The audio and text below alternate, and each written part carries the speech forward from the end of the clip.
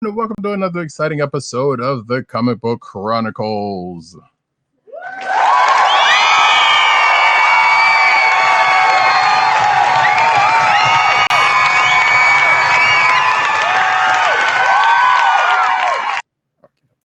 I am your host, Roddy Cat. Thank you for the extended applause. You can find me at Roddy Cat on Twitter. You can find me at News Does Need on Twitter. You can also find me at CB Caps on Instagram.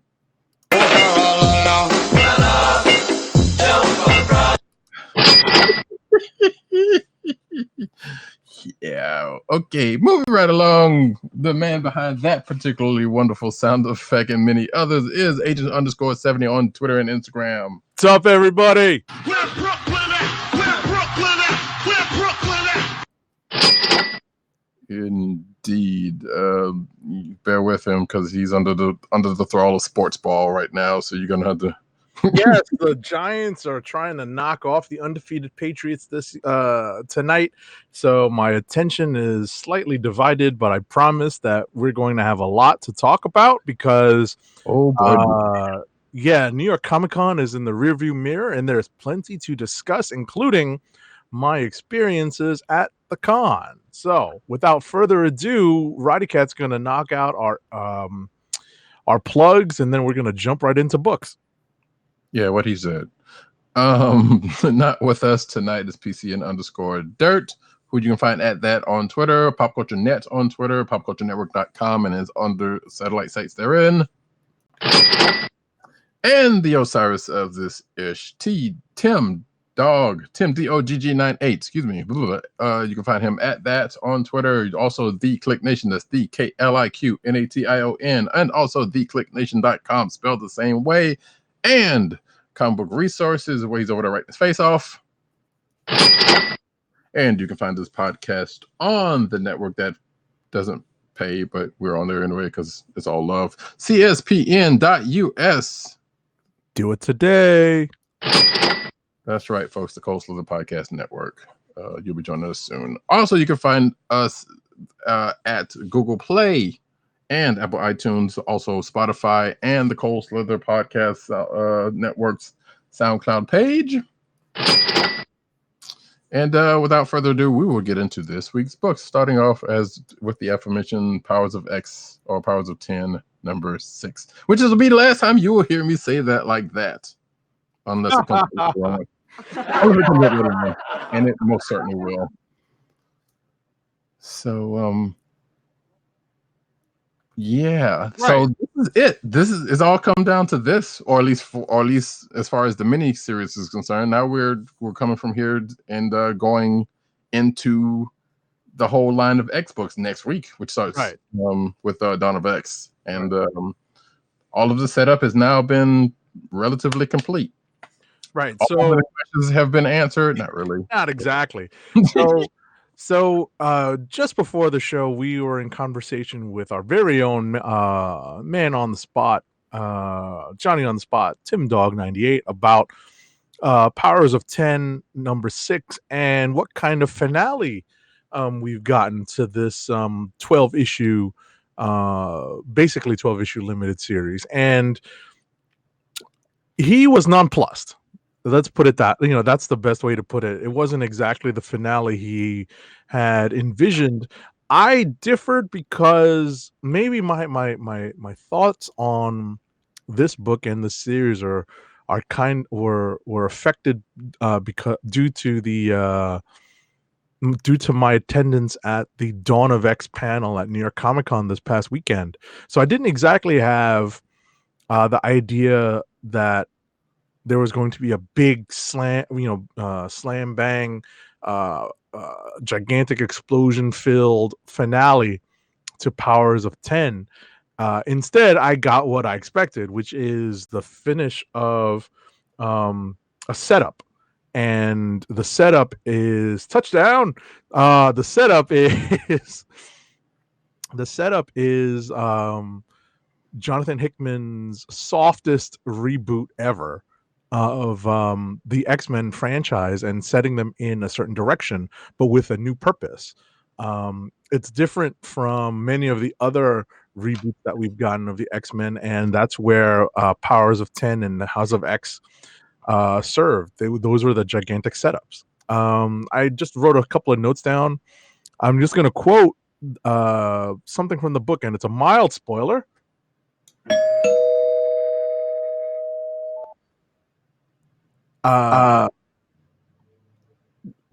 The quote is, "You've been dreaming the wrong dream, Charles, and it's long past time that you wake up." And I'm not going to tell you who delivers that, but it's the foundation of this entire series.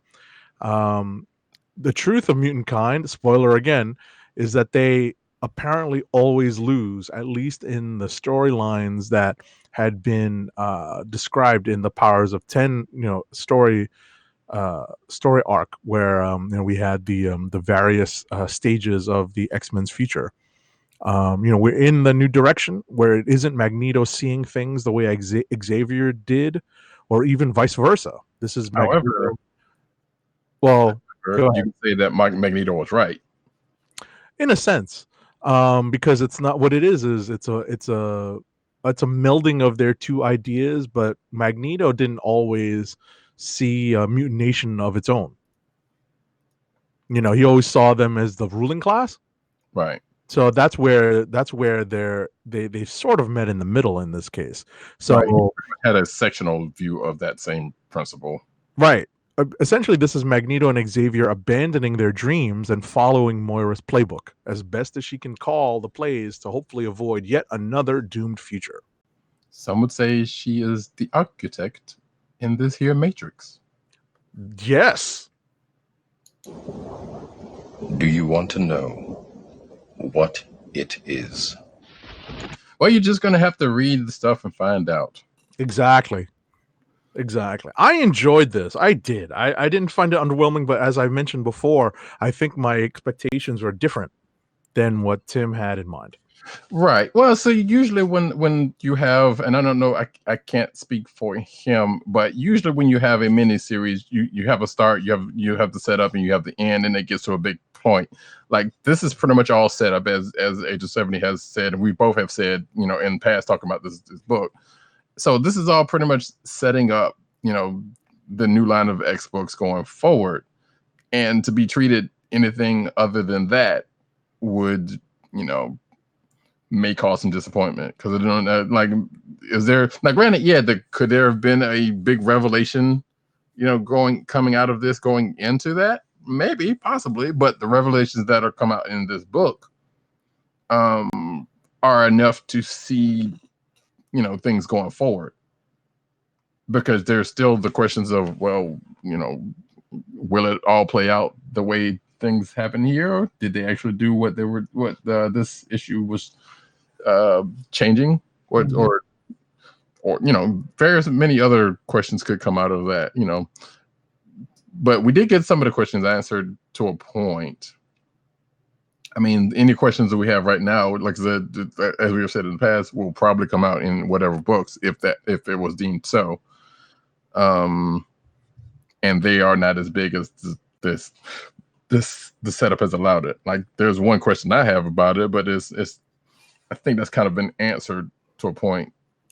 And I know there's still been that one prevailing theory out there about Charles Xavier and his body, but that's been kind of answered and really has no bearing into theory, because that theory is kind of goes a different way than that theory than what actually happened, basically.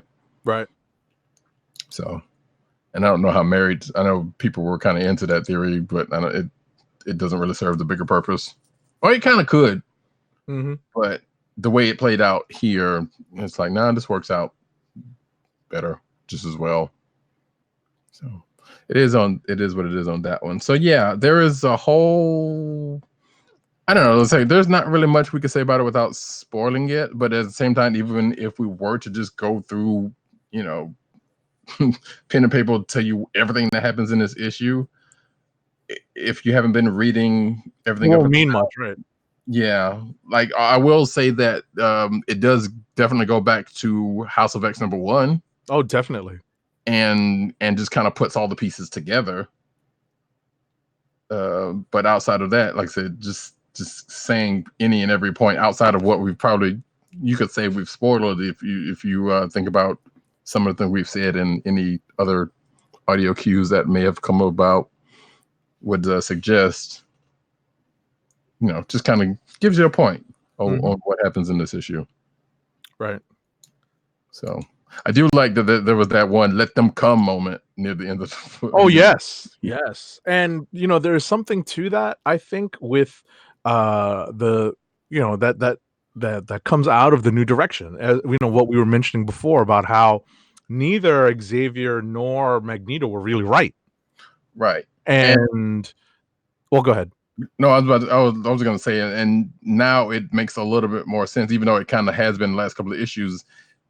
The way that other books around that have been kind of stepping around it, just kind of mentioning it kind of softly, like even in Invaders of the last issue of Invaders, kind of mentioned a little bit of something. And I think there was another book, Contagion #2 from this week, kind of has a little throwaway line that that mentions it. Okay, I haven't read Contagion 1 and 2, so it's not a direct. It's kind of doing like most of the other books, like, hey, the mutants over there doing their own thing, or whatever the case may be, or something along that kind of line. Just nothing directly tied to it, but it's reading this and then knowing their references. It's like, okay, they're playing around with not saying anything, not because of what's been going on in the miniseries, but at the same time, okay, sure, you get it now. Absolutely. Again, so which also leads credence to like, well, whether this setup plays into the larger Marvel universe, like that is the question. But it seems like while they are still in their own world, which Hickman kind of likes to do with, as we've seen in his Avengers run, there's still some things that kind of come out of it and have at least get touched on in other stuff. So it's not like completely on its own. Right. I think in the sense that they kept the 12 issues, the 12 combined issues of House and Powers of 10, separate from everything else until, obviously in the interest of not spoiling anything, I think most of the greater Marvel universe is not going to cross over with the X corner until the first wave of Dawn of X comes out, and probably not even then. I think it's going to, simply based on some of the books, and just not that everything is out and open with exactly. Sure. We'll get into it, especially when we talk about the Dawn of X panel.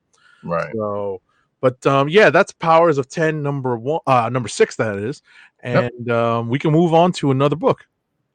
Yes. Let me search. I didn't get a good look at what you read. You read a good chunk. You did. I did see that much, and we read.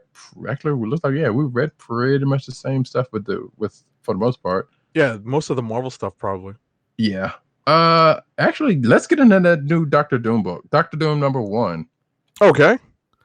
I wasn't sure. Doom has had a book in the past. Doom has taken over for Iron Man in the past, so he's had a couple of miniseries in the past. So it was like, well, okay, what could you possibly do with a Doctor Doom book that wasn't that would be any interesting outside of him being a foil for some hero or something, or his outing as the infamous Iron Man. I was about to say you're underestimating the power of Doom. Oh no, I'm not. I mean, that is not. I'm shouting out an old buddy of mine who is such a big Doom fan. So, well, I always think of him when I read a Doom reference now, because he was such a big Doom guy. So, but I was about to also shout out to KLIQ, who's also a big Doom guy, but I think he may be more Namor than Doom at this point. We're not sure, but gotcha. But that being said, like this book kind of gave me some. There's some intrigue in this that I wasn't actually expecting. Sure. So say up front that is written by, we've talked about this before in the news, but it is written by Christopher Cantwell, not the neo-Nazi, but the showrunner for *Halt and Catch Fire*. Okay. hope they are not. That's a distinction that should be made because somebody would see that and be like, because at first I thought that's what it was. I'm like, because they would Google that and find the wrong person. Yes, and the other's name would come up before. I think actually that's what happened. The other one came up before this one. No kidding. Mine was made very on that one, but nevertheless, it's a distinction that probably needs to be made. And even the when I did the initial search, I was like, I'm hoping they're not the same person because that's names way too similar to be, to be not the same person. But apparently not. And I can't say that because hey, there's a bunch of people with my same name, so whatever. Regardless, so what we see here is what seems to be another day, week in the life of Dr. Doom. And Latveria get as I have in my notes, he's getting dissed by TV personalities, showing random concerns over a world project that he wasn't involved in. Right. Yeah, that's the setup. The setup is that there is a technological project that he is criticizing. Right. And come to find out he may have been partially right about that, but we won't know that for a fact because there's some shenanigans that happen near the end of the book that implicate him into some nefarious actions around that project. But before then, we also get a pop in from an old adversary / I guess relation. Yeah. Apparently, it's like wait, that's an old story that I don't know if it's ever been resolved. Whether or not Kang and Doom are related. Like right. future versions of whether Kang's a future version of Doom. Right. Which is because especially knowing the character of Kang and his actual relation to the other side of that token. That seems kind of weird, but at the same time, hey, things are things. But because Kang is a Richards, right? No, that's not. That's different. That's I know. That's not Nathaniel. I don't think. Yeah, I think it is. Or at least let me phrase a version of because we know what Immortus is, but. And Immortus is kind of another thing. Regardless, all of that doesn't really matter. I was about to say we have to go diving into our handbooks of the Marvel Universe and Google. Yeah, don't at me on that, but we know there's something in there. Regardless, Kang shows up, pops in for some strange reason, and apparently has been doing so for a good minute, which may or may not have something to do with this world project and what's going on. Right. It's an interesting start to the series. Right. I think the issue that that this tech is trying to solve is ripped from the headlines. Yeah, which is the other reason why I mentioned the which I've never watched that show, but I assume that's the kind of stuff that this dude did on that show. Mm-hmm. And I wanted to mention that I'd be interested to see if Salvador LaRocca stays on the book for the duration of the series. He's kind of a high-profile artist name for. I doubt it. They probably they got him on here to start the. It's gotten a lot of hype. This book has not gotten a lot of hype so far, so it's kind of interesting to see if he stays on the whole time. Right. Yeah. Although it might be part of his contract. You think so? It might be. That in order for him to do it, he might have if not Sal, definitely a high profile artist to help push the book. Yeah, but I feel like they do that with a lot of books, like especially the ones that kind of may possibly need a little bit of help. So they get a high powered artist on there to kind of help it along a little bit. They don't do it with all of them, but some of them do. I think this might be one of them, and he'll probably be gone at the end of the arc. I don't think is it ongoing. Actually, you're right because it is a it is a mini. That's my point. Like, I don't think it's an ongoing. I think it's a limited series. So it's whether or not he's on for of the series. So right, unless the numbers are so good that it ends up being it is rare that it happens nowadays, but it can happen. But I doubt it. That it ends up as a mini series. I mean, as a ongoing. But yeah. So that being the case, yeah. I mean, yeah.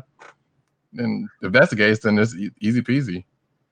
Then he'll be on this the whole time, because I believe if that's the case, it's only 6 issues, right? So he's done that.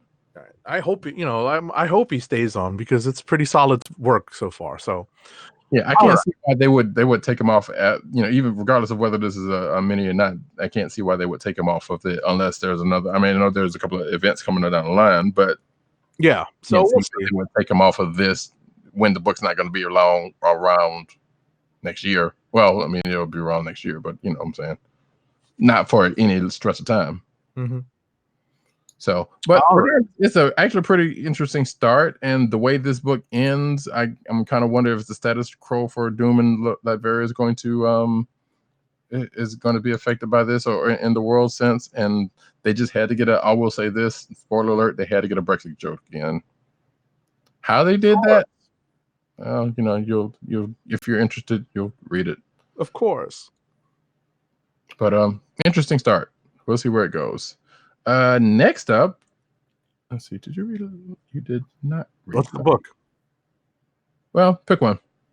Did you read Miles? Yes, I did. All right. So Miles Morales, Spider-Man number 11. I got a kick out of this because Saladin Ahmed, who I did meet and speak to at length at New York Comic Con, apparently cooked up a Miles. What's that? Well, it's actually in my notes, but he's cooked up a Miles story straight out of the old Parker Luck playbook.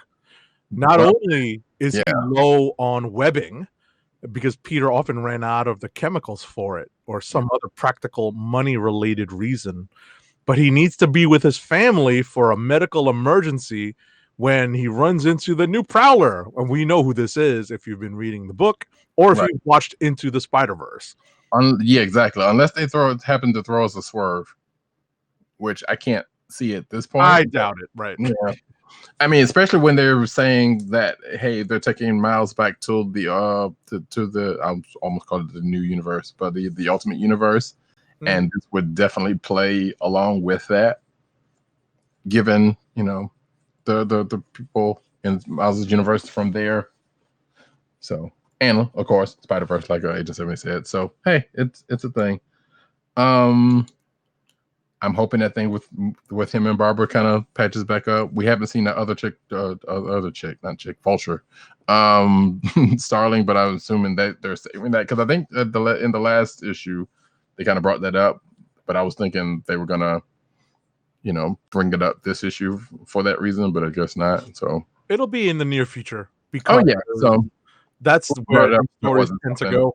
Right. Yeah, it wouldn't have been come up if it wasn't something that was going to come back at some point. So, but he's kind of back on it, and it's worth noting because I think Saladin Ahmed did say this on Twitter that this takes place after Absolute Carnage, which some things happened to him, and which doesn't seem to be bearing on this book, but I guess somebody had asked him that.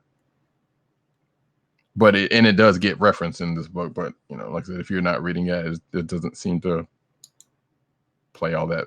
There's nothing that really played that much into it unless outside of being referenced, which is good because I would have hated it if there would have been some real earth-shattering change in that book, that bleeds off into this, and I would have to go back and read that mess. And I call it a mess. I haven't read it, but whatever. Next book, unless you got something else to say about it. This one, I'm good. What's next? President Marvel. What's next? Miss Marvel. I know you read that. Yeah. Magnificent Miss Marvel number 8. As we say, well, not everybody said that, but so this is what apparently I'm just going to go ahead and cut to the chase. Miss Marvel and friends get taken to basically a gentrified company town, and they have to fight Steve Jobs. Essentially. And of course, that fight gets dealt with to a point, but it's not going to be the end of that because things tend to come back up to Kamala's world at some point. Right. This is Saladin Ahmed growing her rogues gallery. Yeah, I mean, it's like two old. Similarly old rogues kind of come back into the fold, right? And we kind of have been, but then introduces a new folk. Exactly, kind of create like a more straight out of board games. Pretty much. terrible name for that, but at the same time, it makes sense because well, of the so social here's commentary aspect of it too. well, there is also that exactly, and there was definitely that. So, which also brings up the fact that another villain of hers that also shows up is named after another product that some people would use as a communications device and for gamers. So if you try to look up that particular character on Google, and there's also a term, a Sonic term, so that's not Sonic the Hedgehog, but a Sonic X and auditory term. So that's a hard search if you're actually looking for it. Even if you put like Marvel and whatnot, it'll come up eventually, but whatever, it's kind of crazy. But that said, yeah, they fight Steve Jobs, who apparently we don't get that much about outside of who he is and what he wants, and he displays some powers that are seemingly familiar to a point. That messes with Kamala, and we also get another part of this where it introduces the fact that her suit is acting on its own to a point, which is kind of sounds familiar in if you know anything about past spider suits. Yeah, I was about to say there's some very symbiote suit stuff going on here, even though it's a tech suit. Right, which we kind of see coming. Like I said, if playing in this field a little long, it might not go the same way, but at the same time, you can't help but see the notes there. So we'll see what happens after that. But yeah, it's pretty much it introduces a thing. They have a thing out and get to the end of the issue. So, but it was a good read, regardless, as it tends to be. You got another book you want to read out? You want to talk Invaders? I have not read that, but sure. Oh, let me read that. I was in the midst of skimming it. All right, let's find something. Let's find something we both read, and then we'll jump. No. Go for it. No, I was about to say we can jump to rapid fire. Actually, no, because most of the other stuff I read was DC. Did you read White Fox? I did read White Fox. Okay, so this I thought was a nice origin story for the character, because I'm not that familiar with the character because she comes from video games. Correct. As a matter of fact, go ahead and say the full title of this is Future Fight Firsts. Say that 5 times fast. White Fox #1. So right. Future Fight is the video game that she came from, along with I think Lunar Snow, which apparently the next issue is about. So go for it. Right, and basically, the story moves along at a brisk pace, and it's exactly what a reader wants in a first issue.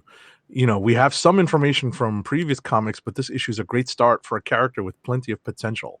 I like this issue; it was really crisp, and I don't say that lightly. It really read with a nice. There was just a nice pace to it. So the thing, and I've seen this character in other places. Obviously, she's come up in Agents. No, she hasn't. She's come up in other books that I've read. And the one thing that I didn't think about then that kind of came apparent now, she's basically the Korean Black Widow. Mm-hmm. And that kind of plays into the kind of setup for the story to a point. Right. Then in the beginning, you see Jimmy Woo wanting to recruit her for Agents of Atlas. Right.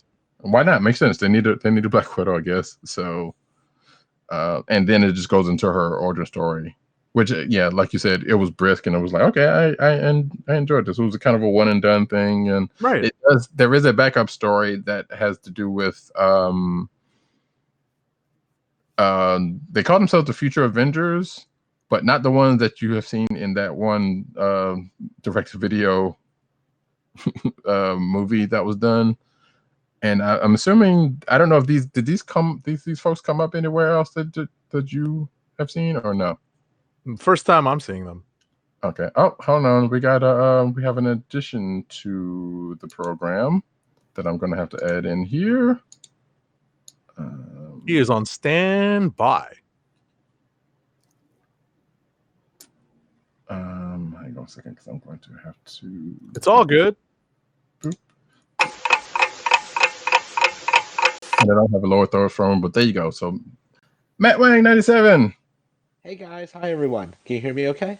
Yep. Yay! Welcome in. Friend of the show, Matt Wang 97, coming in fresh from his mini travels. Yes, he's our first guest in our new format with Lightstream. So we're still working out. We've worked out most of the gremlins in the system, but every once in a while they pop their heads up. So, Well, thanks again for having me, and sorry I'm a little late. That's all good. That's all good. Hey, look, we have our own issues around here sometimes that cause us to run late. So I said gremlins. So yeah.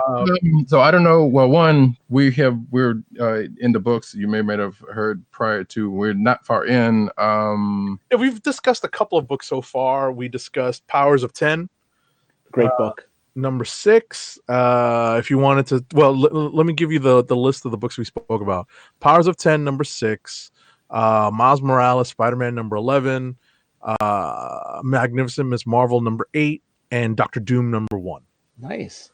I only read 2 books this week: Powers of X for Agent 70, and and Event Leviathan.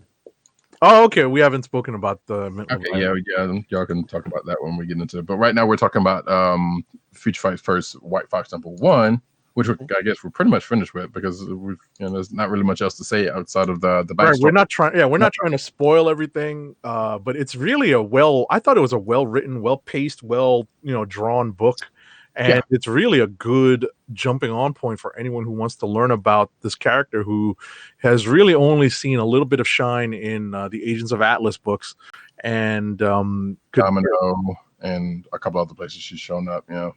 Well, I haven't read her in the Domino book, so I know. Well, I read her in the Domino book, and I think, as a matter of fact, at the back between the 2 stories, there is a place where they say, "Hey, if you want to read more about her, you can go read these books," which includes Domino, Hot Shots, gotcha. And Marvel Comics Presents. Apparently, she has a story in there written by the same author. Who wrote the book? Elisa Wong. Okay, yeah, cool. Yeah. So. And the backup story, I can't remember who wrote that, but like I said, what we're saying, same writer. Is it? Yeah, Alyssa Wong. Okay, I thought it was somebody else. Different artist. Sure. Okay. But yeah, apparently these are young kids who were ex-Hydra and were trained to fight the Avengers. And I don't know if this was something that was brought up. Oh, cards falling. Yeah, whatever. They were trained to fight Hydra, but now since it is what it is for Hydra, they are trying to become heroes or something. I'm not sure, but the backup story kind of, is a story about them basically, and it looks like that's going to be a through line through this Future Fight first books, of which we know of like at least 2, because like the next one is on Luna Snow. Right. There's Luna Snow and I think Crescent and Io. Yes. So. And Luna Snow also came out of that same. I believe that also came out of that same video game. I'm not sure about Crescent and Io. Probably did, but I'm not sure. They did too, because if you looked at the back matter for Agents of Atlas, they spoke about that a lot and highlighted it. Okay. Right. So cool. But so I mean, if the next couple of books coming out of this read like that, it'll be good jumping on point for those characters. Absolutely. Like this is recommended. I would recommend it for just anyone who's interested in catching up on a new character, because that's how well I thought they presented the character and the origin. Yeah, I'd agree with that. All right. So next up, What's next? probably maybe one more before we go into Rapid. Sure. Well, Matt, since you're here, you got any thoughts on Powers of 10X, whatever? I like the, I like the parallel construction to House of X, and it definitely brings a lot of new angles to the X-Men books, and it'll be really interesting to see other writers really jump on that, and we'll see how things go. I mean, I think I don't know if it's a concern or worry or just a thought is, will other writers be able to, carry that Hickman style and, push things forward? I was thinking about it before I came on the show, the reason why we love the X-Men, love the mutants, and why we all gravitated to those Chris Claremont books so many years ago, where a lot of us were kind of growing up and felt maybe a little ostracized, and we felt drawn to those characters. And I mean, now we've lived with them for so many years. Jonathan Hickman is taking those ideas and kind of trying to push them forward, and hopefully people will latch on to them. And that's what I'm hopeful for. And I do think they have a great cadre of writers and concepts. And I do worry that there are too many mutant books, but it seems like some of them are ongoing and some of them are limited series. And I'm very excited about the future. I haven't been this excited about the future of the X-Men for a while. Nice. I would just note that I'm still on the fence about a couple of the Dawn of X books, Wave 1, and we find out that there's more coming up later on in 2020. But I attended the Dawn of X panel. They definitely sold me on one more book than I was going to get out of this wave. So and on a couple of others, I understand better the premise. So we can talk about that when we get to some of the news out of Dawn of X. But just to catch Matt up on what I mentioned earlier, my feelings about the last issue of Powers of 10, I guess, were kind of affected by my understanding of what the direction of the upcoming books are and where they're going from here. So I didn't expect a big finale. And maybe that was counter to what maybe some other people expected as a finale of a 12-issue, what was essentially a 12-issue limited series between House and Powers. So, so that's pretty much how I felt about how it ended. But, I think I'm looking forward to the Dawn of X stuff for sure. And I think, we've set up a new status quo that they're going to follow up on. So we'll see where that goes from here. Yeah, if you've read any of the old, any of early Jonathan Hickman books from Image, these endings felt like those books. Oh, like East of West, or even earlier? No, earlier. You're talking about Red Wing, the book about something about Mars, and then the book where the soldiers go back in time to the Roman Empire. Okay, it definitely felt like that. Like the diagrams felt like that, the imagery, his graphic design, but the ending, they weren't big climactic endings. Gotcha. All right. The only other thing to kind of go off of is like, if you've only read Hickman from, like, say, his Avengers run, like, actually there were probably something else I've read from Hickman, but something like that. The difference is that went into Secret Wars, so it's a little bit different. That kind of had something to build up to, and then this is. You can kind of say it's similar, but it's not building up to an event. It's basically building up to just a whole new line of books. So it's not necessarily the same, but you can see some similarities in it. I'll be honest. Like I love Jonathan Hickman. I think these are way better. These X-Men books were way better than the Avengers run. Really? Huh. I see. I love the Avengers stuff simply because there was some slam bang stuff, especially with Thanos. Yeah. So, yeah, but how many issues? It took 14 issues to get to the Thanos stuff? Well, I'm not even. Well, because remember they had the parallel Illuminati stuff too going on Earth. Right. So I guess that's why it's a little. It was just as drawn out, if not more so. Mm-hmm. So, but that was part of the thing for me. So, but yeah. So that being the case, we can move on. If there would be anything else. No, we'll rapid fire it because we got a lot of books to get through. Sure, spin it.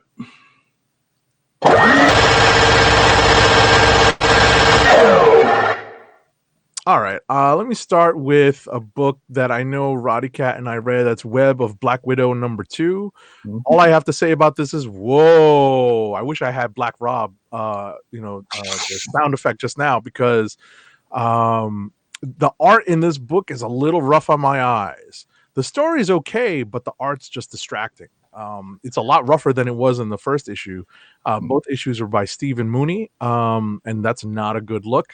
I thought the story was okay, not great. I may be dropping this book. I have it as a physical pull, and I pulled the first two. I may not continue past this issue.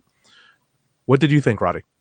I don't feel quite that same way, except for the fact that I do agree there were some of the art things, like especially a couple of coloring issues here and there, and I think those might have been intentional.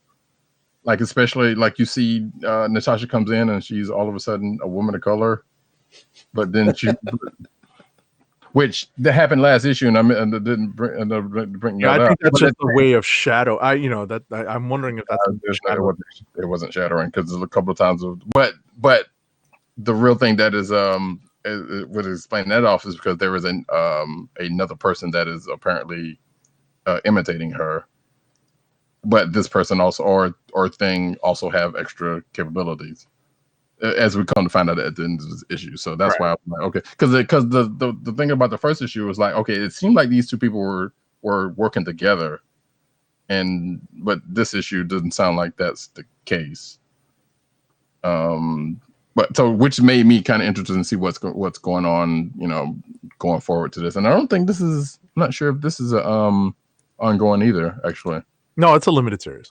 Yeah, so like I can. I think it's. I was going to say. I think it's a 6-issue limited series, but I'm not sure. Yeah, so because I can, I can hold on to this for another book or two. Oh, that was some pretty bad. Some pretty bad shots in there. Next up for me is Amazing Spider-Man number 31. Big old meh. For me, Spider-Man has been apparently left behind as the Carnage and Venom story, because this is a crossover with Absolute Carnage. That story takes center stage. I'm not sure about the psychological torment of Norman Osborn at the hands of Kindred, aka Caterpillar Man. Whether or not that has a point that's going to pay off anytime soon. Roddy Cat was skimming Invaders number 10. I don't spoil too much of it. There's a nice twist in this. It's actually not that predictable in this case. The compound used to turn humans into water breathers. I'm interested to see how this story continues based on what happens at the end of the issue.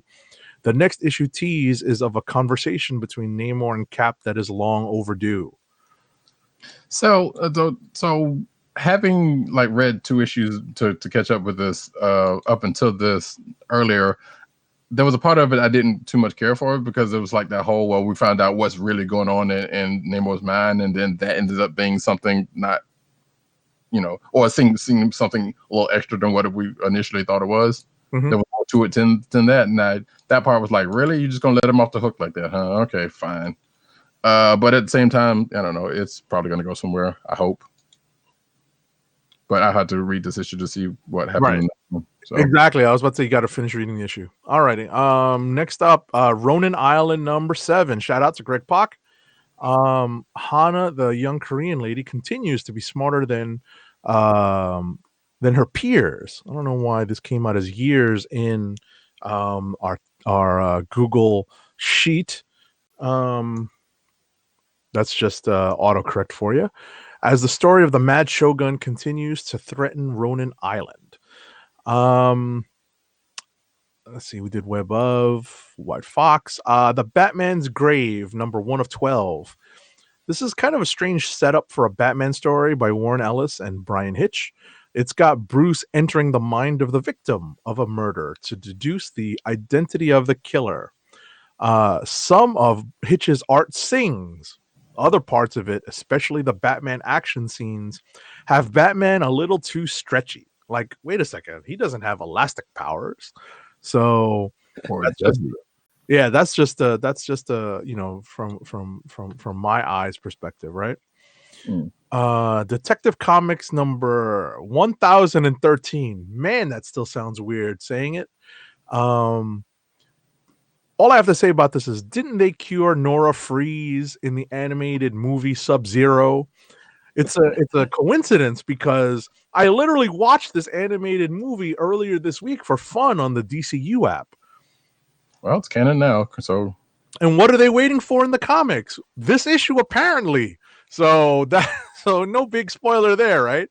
So we'll see how that goes from here. And the last book I read this week is Event Leviathan number 5. Mm-hmm. I will leave, unless maybe Matt has more to say on the book. All I have to say is we will find out who Leviathan is in the next and last issue of the series. I've really enjoyed this series, and it's hard, I think, to have a mystery in comics, right? In superhero comics, and the fact that Brian that Bendis has done that with this mini, and made even jaded comic book fans interested in the mystery of the identity, and it's hopefully it won't be Wave Rider or Hawk. No. I'm currently rereading 0 Hour, so for the old school fans out there, and but the was it the last third of the book, the quarter of the book? I got really excited about the potential identity. Okay. I would like to point out that, which I wanted to bring up earlier, that both House of X, Powers of X, and seemingly Event Leviathan, both ending before Doomsday Clock. Oh no! Putting that out there. Anyway, so for the rest of my books, Contagion number 2, which is basically, yes, kind of giving it short shrift, but whatever. Basically, Marvel's answer to Deceased, which I think may possibly end up being a better zombie event book, and I don't really care for those that much. But so basically, more people get added to the pot, and things get a little bit worse without going into it. And it seems like the only people who are unaffected are mostly people who were just punching things. Specifically because of the way this thing started, Iron Fist and some folks around him, to a certain point anyway.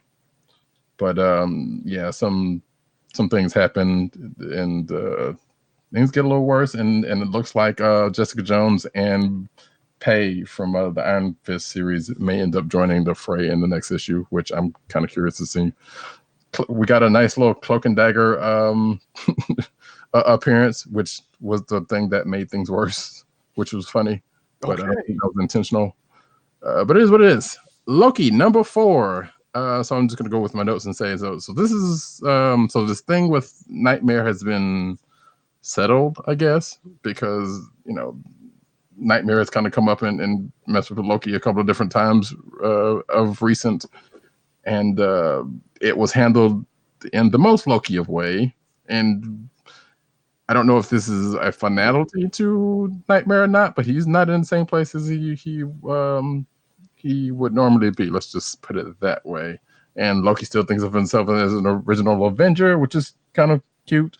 And then something of a future event happens at the end of this, which whether it plays into, I don't think it may or may not play into what's going on in King Thor. I don't think so, but hey, the future is broad, so you don't know when this is going to be. Would definitely be an interesting take going forward, I guess, if this ends up happening. And my last book is Wonder Twins number 8. And I know a lot of people don't like this book because there's a lot of social commentary in it, but I'm really kind of enjoying it. I mean, I'm not sure what else you could do with the Wonder Twins, like making them into serious superheroes at this point, when those of us of a certain age know of them as the comedy relief, the sidekicks of the Super Friends. Yeah. So, but it's still an interesting book.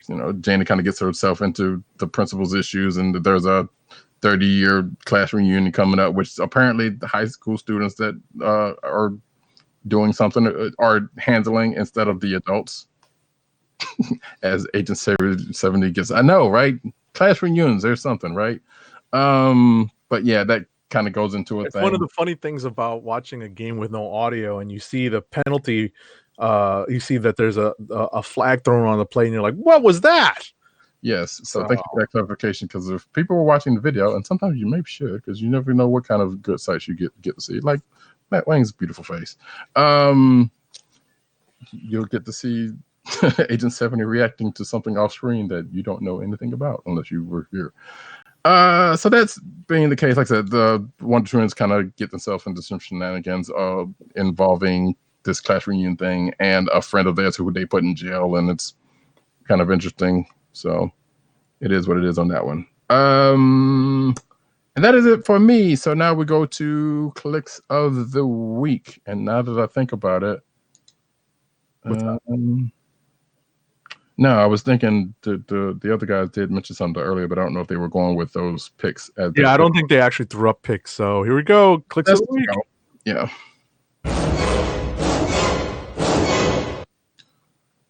So yeah, being that the other guys didn't seem to have read that much, we were just gonna forego theirs because they weren't really strong about what they read. Seemingly.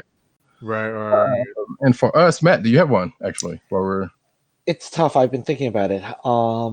I think I will have to go Powers of 10, but it was close. I really liked Event Leviathan, and I thought Bendis finally got the dialogue right there, but I think I have to go Powers of 10 because it's big ideas, really pushing the franchise forward, and I had to read House of X again because of Powers of 10. You read through the whole actually, yeah, that would be something to do now that everything is out there. Right. Yeah. I mean, I read all the back matter. I read all the journal entries. Right, but just reading it all like in all together, yeah. Right. What else are you reading real quick, by the way? Or if you're reading anything else recently? I know you're kind of busy, but look, I'm a big Power Pack fan, so I was excited about Future Foundation. So somehow I knew that I felt that was coming, but all right. Well, sure. You asked, and I did ask for it. I think one of the reasons why I loved Power Pack so much growing up as a kid, I was their age, and they used my real elementary school. PSA 7 was the elementary school I went to, and I was reading about it in the comic, which I thought was the coolest thing. Are you reading Future Foundation, or did you see that one shot that they had? I read both. Yeah, okay. Both. Obviously, the Immortal Hulk. I'm loving that. Al Ewing's work there. I picked up the new Ghost Rider #1. Really enjoyed that, and obviously got the tutorial about all the different hells in the Marvel universe. I think we mentioned that last week. Yeah, I am enjoying Doomsday Clock when it comes out. It's taking sure. I'm enjoying Brian Hill's Batman and the Outsiders. Okay. That's like a fun read. I'll just go on my 15-second rant on I don't understand what's going on in Justice League. I read it and I sort of understand. Yeah. I think I understand. And then it's a lot. Yeah. It's like when I was reading Metal and I was just I just got to read these words and try to figure out what's going on. And I sort of understand what's going on in that, but I chalk it up to my lack of, or at least my generous blind spots. Very large blind spots in DC knowledge. So that's why I kind of gloss over. My eyes glaze over when I'm reading some of that stuff. So no, I know DC really well, and I'm I did not understand what happened in Metal. That's ringing endorsement. Yeah, that's a bad sign. I really enjoyed Legion of Superheroes. I'm really excited for it. Really excited for what they're doing with that team. Yeah, Millennium #2 came out last week, right? Yeah, it did. I gotta backtrack and read some of that stuff. And you read any of the Wonder Comic stuff? Young Justice is awesome. It's really good. It's pretty good. Yeah. And what else? I read about 20 or 30 books a month, and that's. I think I just covered them all. That's pretty good. All. Yeah, no, that's pretty good. As folks of the show well know by now, we're both using this time to stall. But no, I'm good. I'm good, man. Powers of 10, #6. Okay, you're stalling. Hey, I admitted it, so whatever. Powers of 10, #6. That's mine. That's my click of the week this week. I liked a couple of books this week, but as I said before, I'm really looking forward to where some of the Dawn of X books go. So I was waiting to see how Powers of 10 would wrap up. I am definitely actually more excited about this whole line than I was. One, going into it, and two, probably in a few years, like with the X books. Like, there's been some decent stuff in the past, but thankfully a lot of that stuff doesn't seem to be. I'm not gonna say it's not canon, but I'm still kind of reading through that Uncanny for some stupid reason, but whatever. Oh, the Rosenberg Uncanny? Yeah. Okay. It's a great run. I mean, it's been all right, but knowing Rosenberg, knowing how Rosenberg kind of operates sometimes, is like, oh, well, all right, I see some of this stuff coming and being here, and sure enough, yeah, some of this stuff has been. Not saying this hasn't been good; it's just like slightly predictable in a certain sense. But his propensity to kill a couple of folks off, is kind of another thing. But yeah, 8 and 7 degrees with him again, great. So I'm just going to go with Powers of X/10 number 6. Call a flag on that. All right. Because that Doctor Doom book was actually pretty good this week, and Miles was pretty good. Like, there was a couple of pretty good books this week, but I think that one kind of, with the potentiality of it, going into this new wave of books coming out, is pretty good. All right, let us get into the news. Oh, wait, no, we have an ad read. Yeah, but I was waiting for you to do that. 1 second. I was about to say, I'm like, wait a second, we're not going right into the news. We got an ad read, and then we're going to go into Yeah, but you knew there was an ad read coming. I don't see what's so funny about this. Here's our ad read. We have to pay our respects to our ads. Wink, our personalized wine club. Wink is a world of wine delivered right to your door. From rosé to Cabernet to Torronté, Wink has over 100 styles of wine to discover. Ever try an orange wine? Wink connects you to a world of exclusive wines tailored to your tastes and delivered directly to your door. Wink delivers 4 bottles of wine to you every month with free shipping. You can pick your own bottles or let Wink choose and match to your taste. It doesn't cost a thing to become a member, and you can skip or cancel anytime. And now the listeners of the Comic Book Chronicles can enjoy an exclusive discount of $20 off your first order. To place your first order with $20 off and to help keep our show free for you, go to our network website at cspn.us/wink. That's cspn.us/WINC. Wink Wines through cspn.us. Do it today.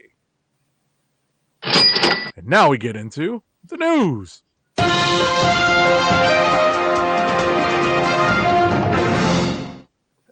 Excuse me, and we start off with the cinematic news as we do every week. I was about to say, do you want to run through the con stuff? No, I just thought about it, and let's get through cinematic first, and then get to it. All right. How much? Because then we can go right into the new stuff, and which will play into it a little bit better. The comic stuff? I got you. Yeah. All right.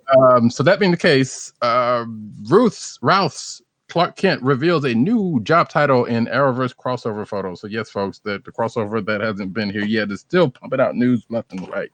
And apparently, Brandon Routh is playing a version of Clark Kent, since we would know he's playing a version, the Kingdom Come version of Superman. And apparently, he's the paper's new editor-in-chief, so he's Perry White in whatever world. So, and we see a picture of him on his Instagram.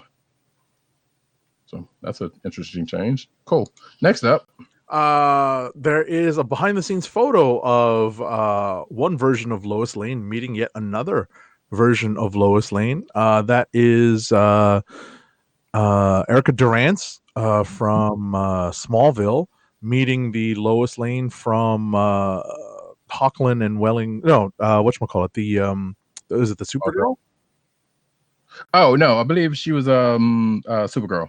Yeah, Supergirl. That's right. I said. All right. Yeah, Supergirl, Lois Lane. Where's Terry Hatcher? You know what? There was an article kind of mentioning in that, and I don't think they got her for that. Because I don't think they. Well, I mean, Dean Cain being whatever nowadays, I'm pretty sure they avoided that for reasons.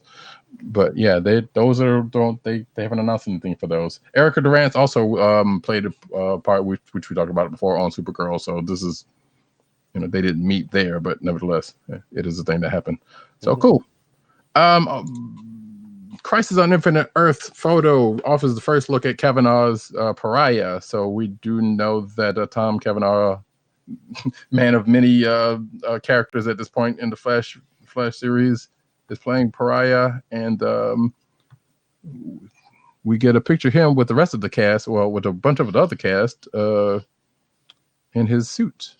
I think it's awesome that he just keeps popping up as different characters. It's right? It's like he doesn't want to leave Vancouver.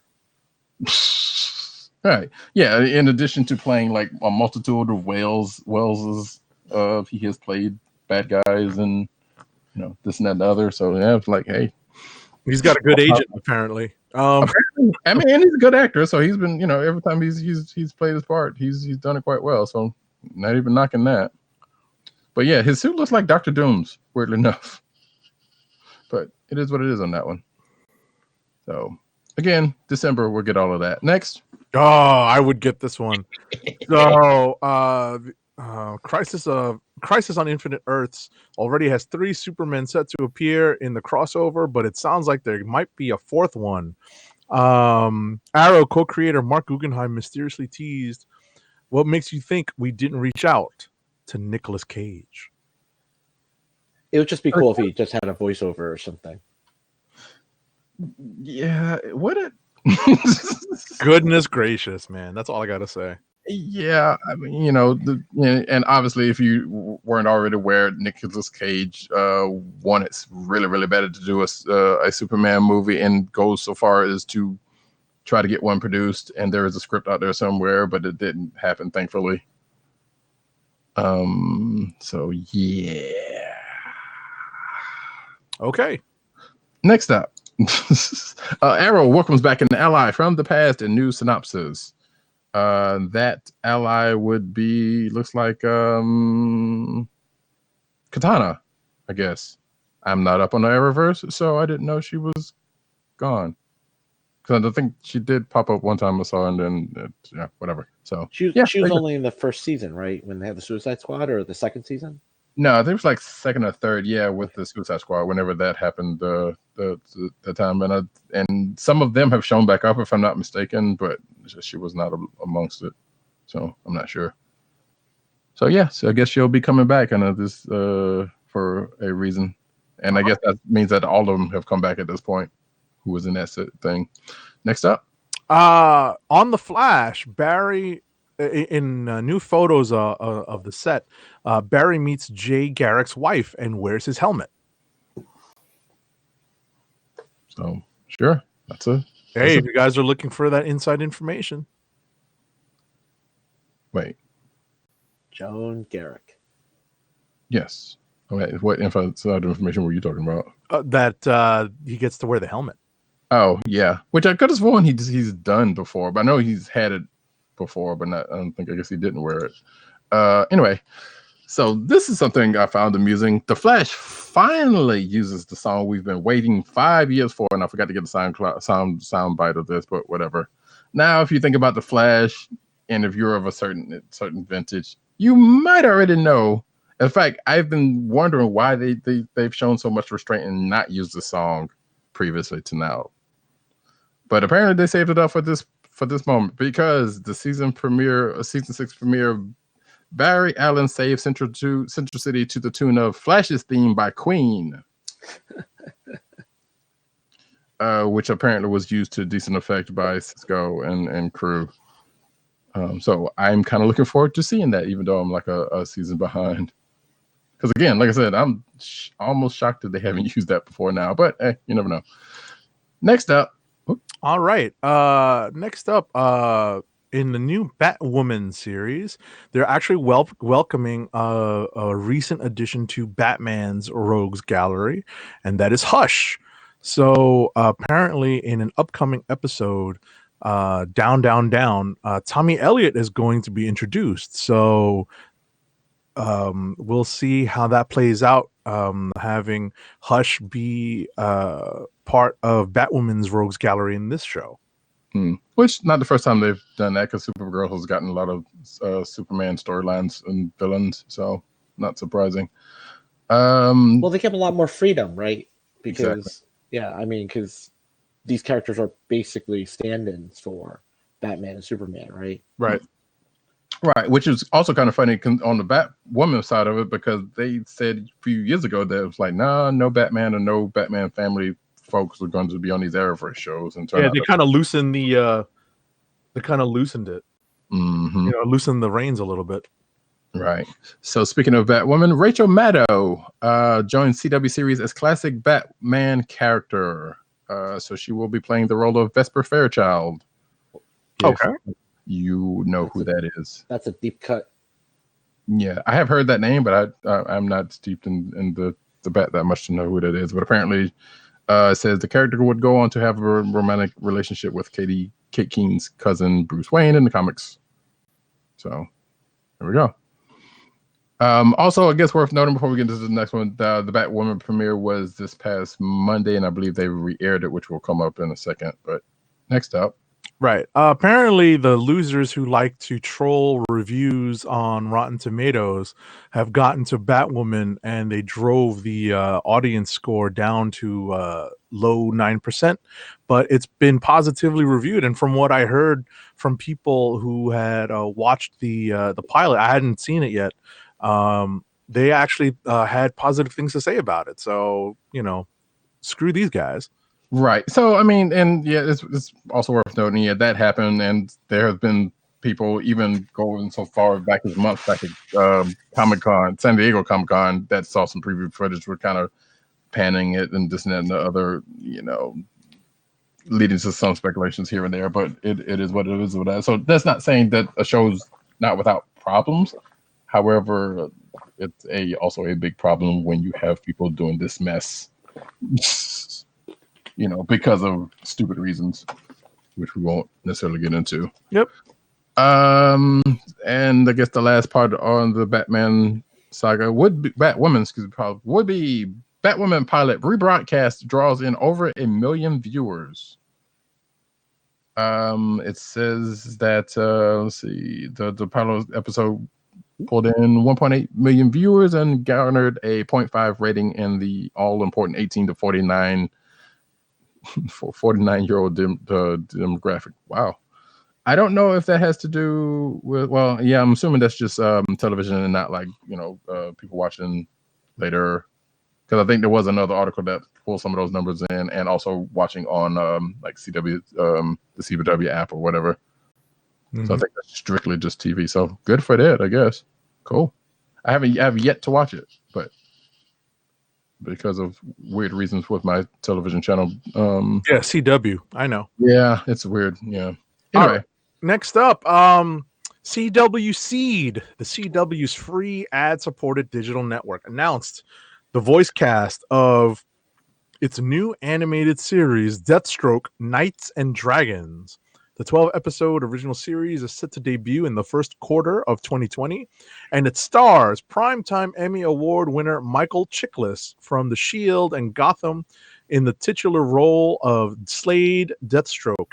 Everyone else is listed here, but you know what my response to that is? Who? So we won't go into it. But yeah, Michael. There's a couple of names on here that are known. Maybe not to you, but I skimmed it. I was like, who? So. But yes, Michael Chiklis also the Thing from the Fantastic Four movie. Right. So just had to bring that up because, hey. Yeah, well, you got to rub salt in the wound. I know. Of course. Next up, Bizarro TV is coming to make DC Universe even weirder. So, yeah, this was an announcement coming out of New York Comic Con, and apparently Bizarro's getting a TV show on DC Universe. It says here that D-list characters such as Ambush Bug, Space Cabbie, which looks like a typo, editors, The Creeper, and Slam Bradley are going to show up. It looks like it's an anthology series also, if it buried that. Those are all real characters in the DC universe. They are all real characters. Good characters, that's saying something different, but they exist. Yes. The Slam Bradley is a great character. Next up, Danny DeStreet. Is he? Wait, is that a Doom Patrol character or am I don't know. No, Danny DeStreet is Doom Patrol. Oh no, I know that, but I mean Slam Bradley. Isn't Slam Bradley a military guy? No. He was in Catwoman. Oh, okay.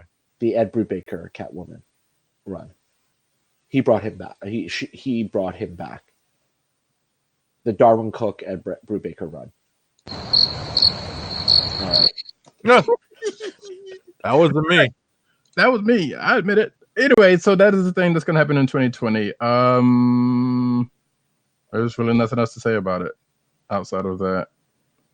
Go figure. Right. Guess we'll know more. We'll find out more later. Alrighty. Next up, DC's announced plans for a sequel to the 2017 animated Justice League Dark film titled Justice League Dark Apocalypse. The original featured live-action Constantine actor Matt Ryan reprising his role in the animated film alongside Batman and various supernatural DC heroes. So they haven't released a cast or plot synopsis, but we'll see Justice League Dark Apocalypse in 2020, and it's going to be available on the DCU app 90 days after the physical release. More than likely, it'll probably be him. Because he is on Legends of Tomorrow. They really should give him his show back because that the NBC show was actually pretty good.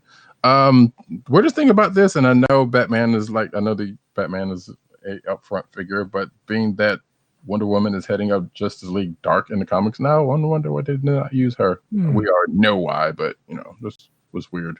And plus, this came out before that happened anyway. Or the first one came out before that happened anyway. Next up, speaking of Wonder Woman, Rosario Dawson pays homage to first Latina Wonder Woman. So Rosario Dawson's playing Wonder Woman in Wonder Woman Bloodlines, which is the next animated film from Warner Brothers. And this will be her sixth time actually playing Wonder Woman. I totally forgot about that. And this is not even counting her role as Artemis in the 2009 Wonder Woman animated series. That one I did know. And let's see.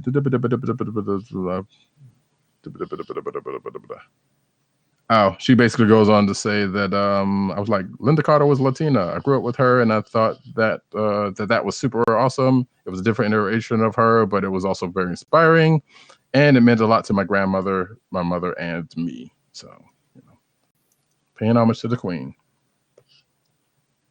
Next.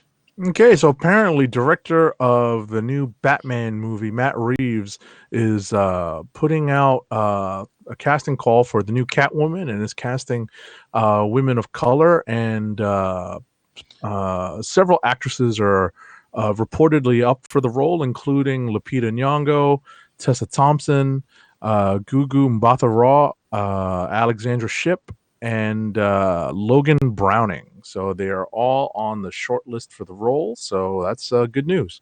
So scrap those last two off the list. I could see almost any one of those first thrhree doing it out of the list. But I know there have also been people who have been bringing up other names. So we'll get into. So cool.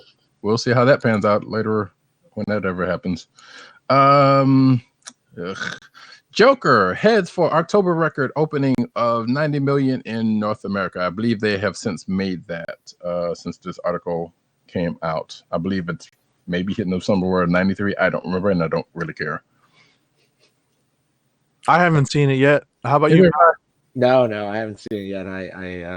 I'm probably gonna wait till. Yeah, I'm not in a rush. Yep. Yeah, we will have probably seen it by the time end of the year. We start talking about the end of the year if we're lucky. But probably not then. We know. Who knows? Stay tuned, viewers. All right. Next up. Next, Joker. Speaking of Joker screenings canceled in an LA theater, and it closed after a credible threat was made in Huntington Beach, California. Bad job on you losers. I believe there was also another one, but I didn't put in a lineup because you get the point. That movie's.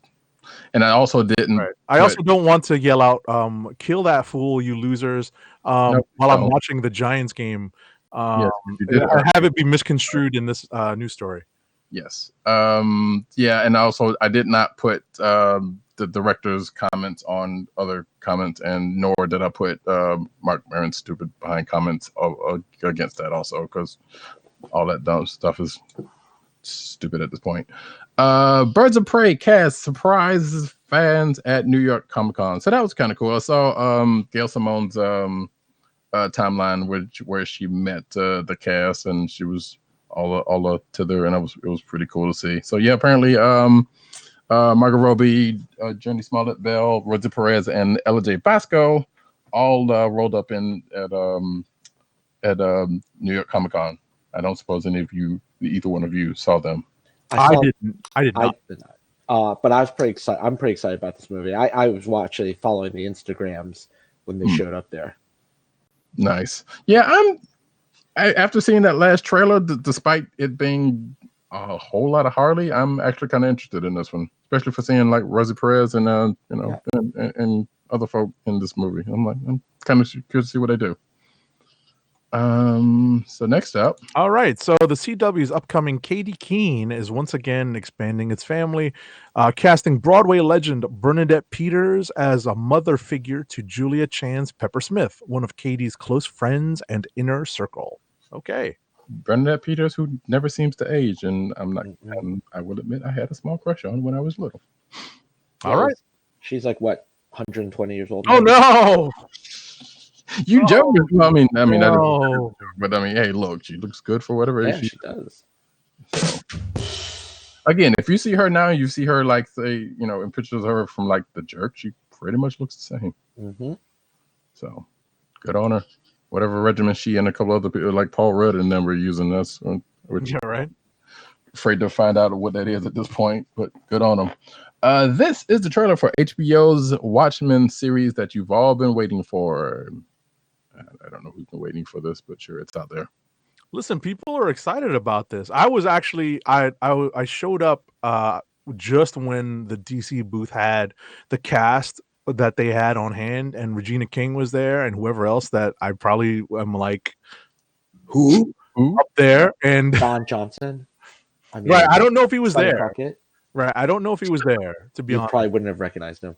Well, I mean, I would have seen, someone who at least seemed passingly familiar. But in any event, I did happen to walk by the DC booth when they were there signing. So I met Regina King once at a restaurant, and we were on the bathroom line, and there's an article about her because they were talking about like 227. It was like the anniversary. So I saw her online, and we were waiting. I was like, sorry to bother you. Big fan, great article in Entertainment Weekly. She's like, oh, thank you. And then like someone else online was like, are you famous? Oh no! Wow. Did she go into Huey Freeman? No. Oh, because I told her also a fan of her on the Boondocks too. Yeah. So. Oh my goodness, you should have started singing "No Place Like Home." But you might want to call security on that point, but who knows? Oh my goodness! But yeah, so that's the Watchmen thing, and I also know, just to kind of top this Watchmen thing, it's like I know there have been people who are kind of poo-pooing it because it's not comic accurate, whatever.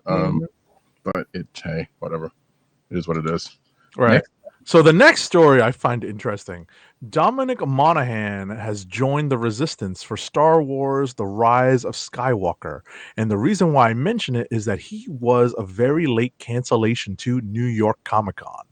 And I wonder if it wasn't for a late for some late last second filming for this. Who knows? Yeah, this is fairly recent news, so that could very well be the case. So he's 2 for 2 for big franchises. Yeah, that's for sure. Actually, it might be 3. I'm not sure. It's pretty it's pretty telling that obviously people cancel stars cancel convention appearances all the time, but having this news drop right at the same time, pretty much, is a little it seems a bit too much of a coincidence. Yeah. And actually just reminds me that there was a Journey to Rise of the Skywalker book that came out this week that I totally forgot to read, but that's all right. Well, so the other point. So even way, if you were watching the video, you can see a picture of what potentially could be Dominic's character with a lightsaber and a gun. Assuming this render is what it is. I guess it is, because it's got the logos and all that underneath that. So, all right, cool. Next, actually, that's two pistols. It's not a lightsaber. Sorry. Boop. Next up, speaking of Star Wars has joined the Resistance panel. It teases event of time jump. So yeah, apparently there's going to be a time jump in Rise of the Skywalker, which that's not terribly big news in the realm of Star Wars because that has happened on more than one occasion. But I guess this one is a significant one. And this article just goes into what that panel was about. Next. All right. So apparently we found out why Star Wars Resistance, the animated series, is ending after 2 seasons. And apparently it was always planned to tell a 2-season story that was intertwined with other things going on in the Star Wars universe, specifically the release of Star Wars: The Rise of Skywalker. Mm-hmm. Did you say something, Matt? Oh, I didn't know it was going to be only 2 seasons. It's a fun show. Yeah, I haven't caught up with it yet, but I've heard decent things for it. Like, people were kind of not with it in the beginning, but I guess the people have warmed up to it because the art style was kind of drawn to some folks, and first season. That's my reason for it. Yeah, that's my reason for not keeping up with it. You got to give it a couple episodes. It took me like 4 or 5 episodes to yeah, and I kind of heard that because any show like this is gonna have like starting pains. Star Trek first seasons are notorious for having the whole season kind of be, some would say, skippable, but gotta build it up. The card's not gonna be like that. Those trailers. I hope that's the case. Yeah, we will get to that in a minute actually.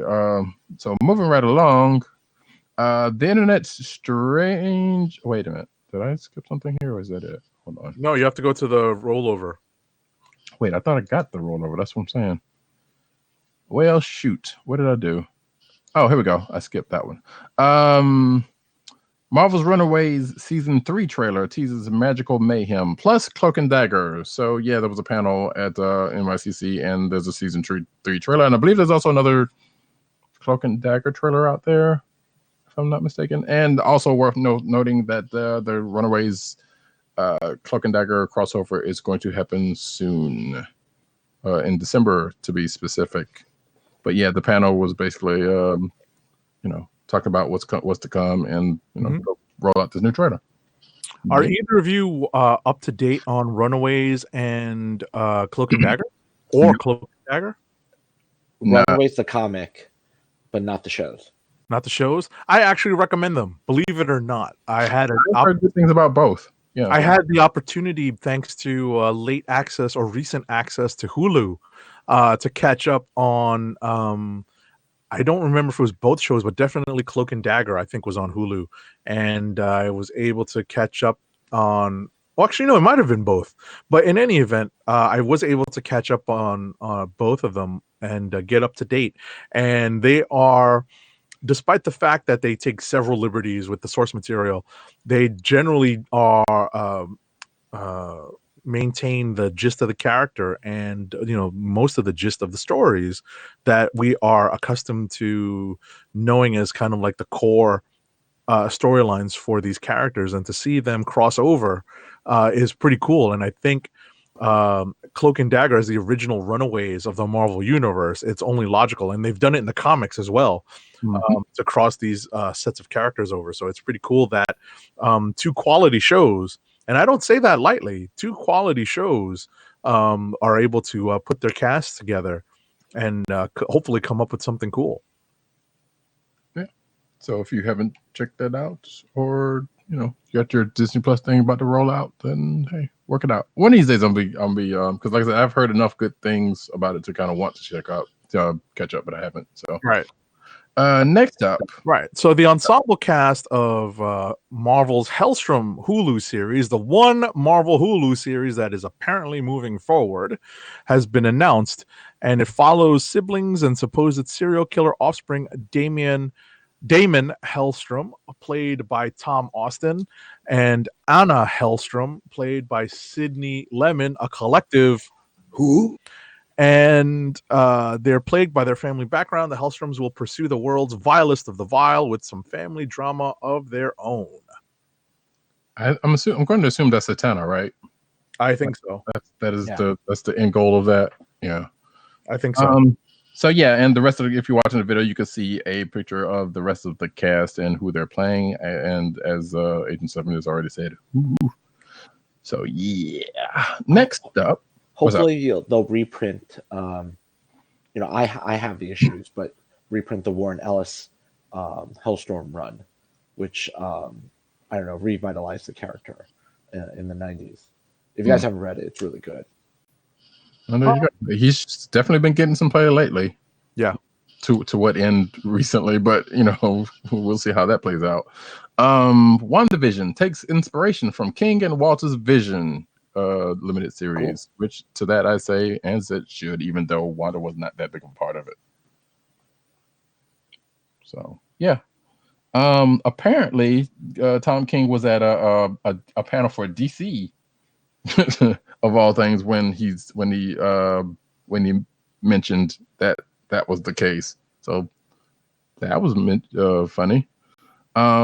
He just basically says that the way this started was I did this story called The Vision for some of the company, and I got very lucky because it came a good success, and they're making a TV show out of it. He said so. And that was pretty much that. Cool. Next. Alrighty, so you can pre-order the Marvel's Infinity Saga Blu-ray box set at Best Buy for the grand total of $549.99. Now, if you've been keeping track, that is pretty much the same price as that Unicron Transformers figure that we have been talking about. However, one would argue that you get a way better value out of this than that. Whoa. I'm saying some people. I'm not saying everybody. Well, here's the thing. If you've been buying these movies as they've been released, you're essentially at the same point. The one thing that Feige has teased is that there are bonuses that come with the set. So we will see if those become available separately or if there are other means of obtaining them. But if you're watching the video, you can see some of the looks like all of the exclusive bonuses that are coming with this thing. All right, not as cool as the Unicron. I was about to say, Matt, did you see the Unicron live, like the in person? Yeah. Oh yeah, I saw it at San Diego Comic-Con. I didn't see. I was about to say I didn't see it until New York, and that thing is impressive. I posted some pics on my Instagram feed. Yeah, they gave me the Transformers people told me all about it, and it literally they designed the transformation just like the movie. Right. Oh, nice. So I'm going to say this again. I'm not specifically saying that I would find it very valuable, but I'm just actually I could say that because you can rewatch those movies. Unicron is what it is, but at the same time, my thoughts on that Unicron has been well known through this program. That's all I'm gonna say about that. All right. You got next. Edward Norton discusses his Hulk plans and how they aligned with Christopher Nolan's Dark Knight films. And what? I'm just going to editorialize and say that I'm not sure if that would be a good thing. But yeah, Edward Norton pretty much came out there and said that, he basically had planned to do more than the movie, the Incredible Hulk movie that he ended up doing. And being that didn't happen, it is what it is. And obviously, some of that is kind of stemming for the fact that he was reportedly not easy to work with. Okay, Edward Norton, you know what I have to say to that? But yeah, he says here he was looking forward to and how brand plans broke down due to creative differences. The second film was pitched as a darker, more serious Hulk movie. Some would say that might have been precursor to Immortal Hulk. That's me saying that, not him. But and he likened it to what Christopher Nolan was doing with the Batman franchise. You wish, but anyway, I have made myself known on the Christopher Nolan movies, and I love Christopher Nolan movies. But okay, I'm not sure that's the goal you want to go to, largely. But hey, do you? Next up, Brie Larson is pushing for an all-female Marvel team movie. You go, girl. A-Force, yes. let that happen. So yeah, apparently that's it. She told Variety that she kind of wanted to do that, and they're pushing for it, and we'll see if that actually ever happens. Next, I would like y'all to know, by the way, before we go any further, that there's a lot of news that more than this stuff that gets pushed next week. So if it sounds like it's old, then you'll know why. Marvel sued over X-Men the animated series theme song. I think they should take that up with Whitney Houston first, but that's just me. By that Hungarian composer, right? Yes, Zoltan Crisco, is suing Marvel Entertainment and others for the copyright infringement due to the song similarities to the theme of a Hungarian cop show from the 80s called Lenda, which is a weird name for a cop show. Silly, but yeah. That's a deep cut. Yeah, right. And why now? That's not even a question. But apparently that show ran from 84 to 91, and of course, as we know, the X-Men anime series ran from 92 to 97. Again, I will still say "I'm Your Baby Tonight" by Whitney Houston is probably the animated series theme song, because if you put those together, they will match up pretty nicely. Oh my god, that's just me. I've been saying that for a couple of years now. You fight me. Listen, I was about to say it's all over YouTube, but is it? Yeah, apparently. I mean that's been a long running gag on. Hey, look, I as one of the people who have been saying that for years upon years, I've never heard it, so I need to go see it out. All right, next up, James Gunn and more directors have taken issue with Martin Scorsese calling Marvel movies not cinema. Okay, Martin. I wasn't gonna bring this up, but whatever, it plays into the next thing. Just you do your own thing.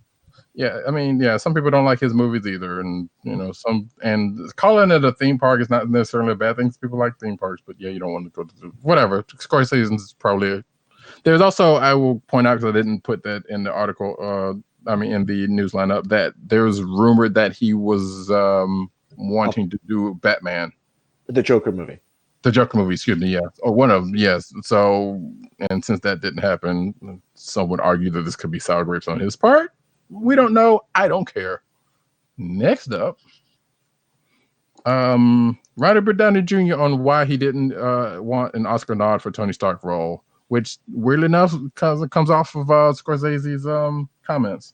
So he was on Howard Stern of all places, and also there was apparently he almost got into a fight in the groom room before that show, so which is another article I saw. But regardless, he was on Howard Stern, and he was asked about Scorsese's comments, and he said his piece about him. He basically said that, hey, he's got his point, whatever. Movies ain't for everybody. I'm paraphrasing, obviously. And then it goes on to say, it's like, hey, they ask him about the Oscar nod thing, and he says, I'm so glad you brought it up, because there's been some talk about putting his name in for an acting Oscar, and he said, let's not. Doing the MCU films was their own reward, he says. I don't know that it's the time or if I'm that guy to have the Academy recognize. Which, good on him, I guess. No. All right. He's laughing to the bank. So what? I know, right? Yeah, he's like, he don't need the Oscar. He's already got, yeah. He doesn't care. Right. Next up. Wowzers. Disney's developing a new live action take on 1980s animated series Inspector Gadget, centering on the clumsy cyborg police inspector. Probably not going to be Matthew Broderick again. Yeah, Mikey Day and Streeter Seidel, writers on Saturday Night Live, have been tapped to pen the script, and you beat me to it because I was going to finish the sentence with who? Mm-hmm. And also Aladdin, the live action Aladdin producers Dan Lin and Jonathan Irick, I guess, are producing this thing. Now I'm assuming it's going to be under Disney's banner, since the last one was, and I guess they still have that license. Inspector Gadget's owned by a Canadian animation company, right? DHX or something like that. Okay. I think they bought Deke. Oh, okay. So that's what happened to them. Okay.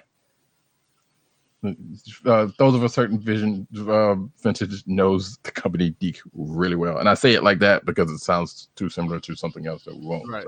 Well, that's how they pronounced it in the in the sign off. That is also true. Yes. Amazon's recruiting writers room. So apparently, well, none of us on this panel have read Paper Girls, I believe. Oh no, I have. Oh, you have. I'm reading it. Yeah, I haven't read the last trade though. Okay. So one of the people on this panel have been, well, Tim was in the beginning. Now that I remember, but I think he may have fallen off of it or something. I'm not sure. But regardless, they are making a movie about it, and we've talked about that. And they are trying to, I guess, Dev Patel has been cast to play grandfather. And let's see, for the four leads, Vaughn would like Amazon to hire complete unknowns, quote unquote, and there's no release date because they're still kind of putting this stuff together. But they do have a showrunner, and they're, as the article said, they're trying to get together a writer's room. So cool. Next up. Apparently we have a link to the latest promo teaser of the CBS All Access show Star Trek Picard. As a matter of fact, you can put the next one to take the next one also. Right. And the Star Trek Picard trailer ends up lets us catch up with the several actors from the Next Generation, several characters from Star Trek The Next Generation. It was a good trailer. I dare say. It was quite a good trailer. I'm looking forward to this. I don't know. There's nothing really else to say. Like, it was a good trailer, and if you like Next Generation, like Picard, hey, it's all home week. Mm-hmm. So next up, right.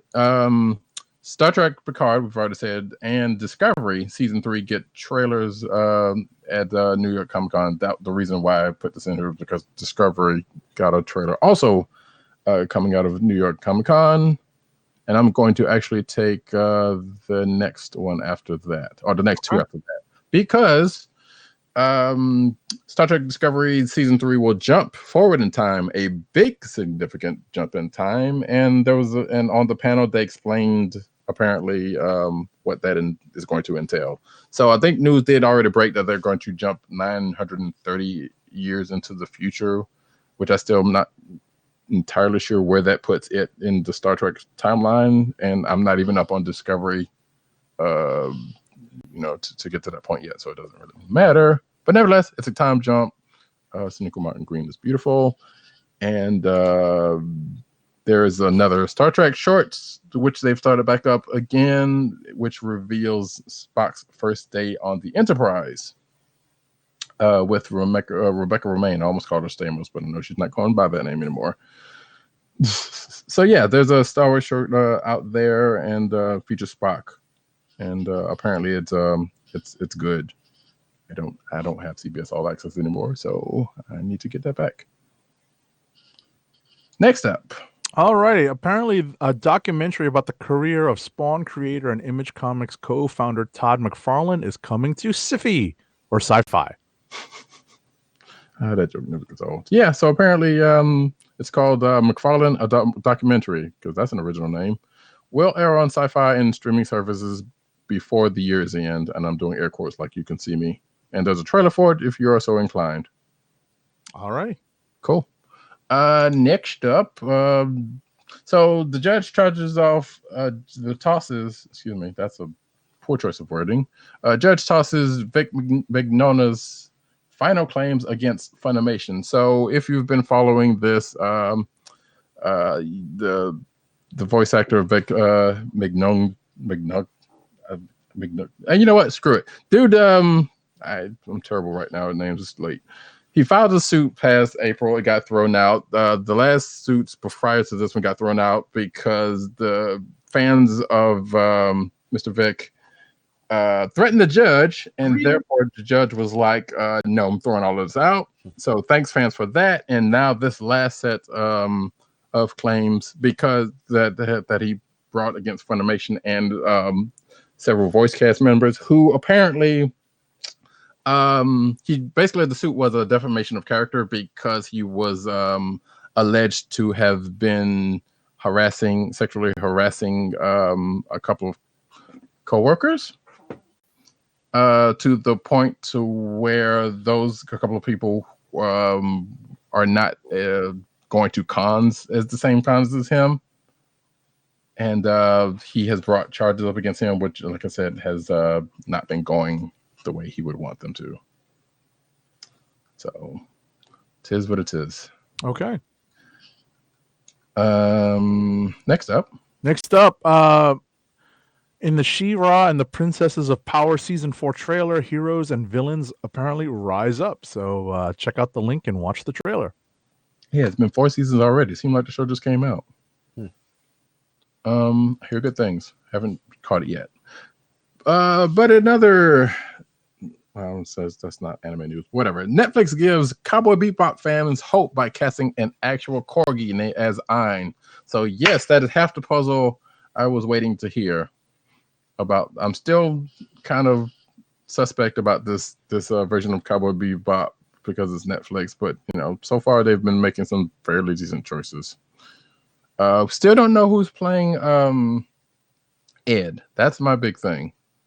But everybody else seems to be all right on this. And if you watch the video, you can see the picture of it. But there's a little video from Netflix, showing the corgi rolling into the writer's room, and it's very cute. Next. All right. Next up, a couple of years ago, it was announced that Steven Spielberg was teaming up with Hulu to revive Animaniacs. Well, today, earlier this week, some news came out that the original voice cast is coming back to reprise their roles. That includes Rob Paulson as Yakko, Tress MacNeille as Dot, and Jess Harnell as Wacko.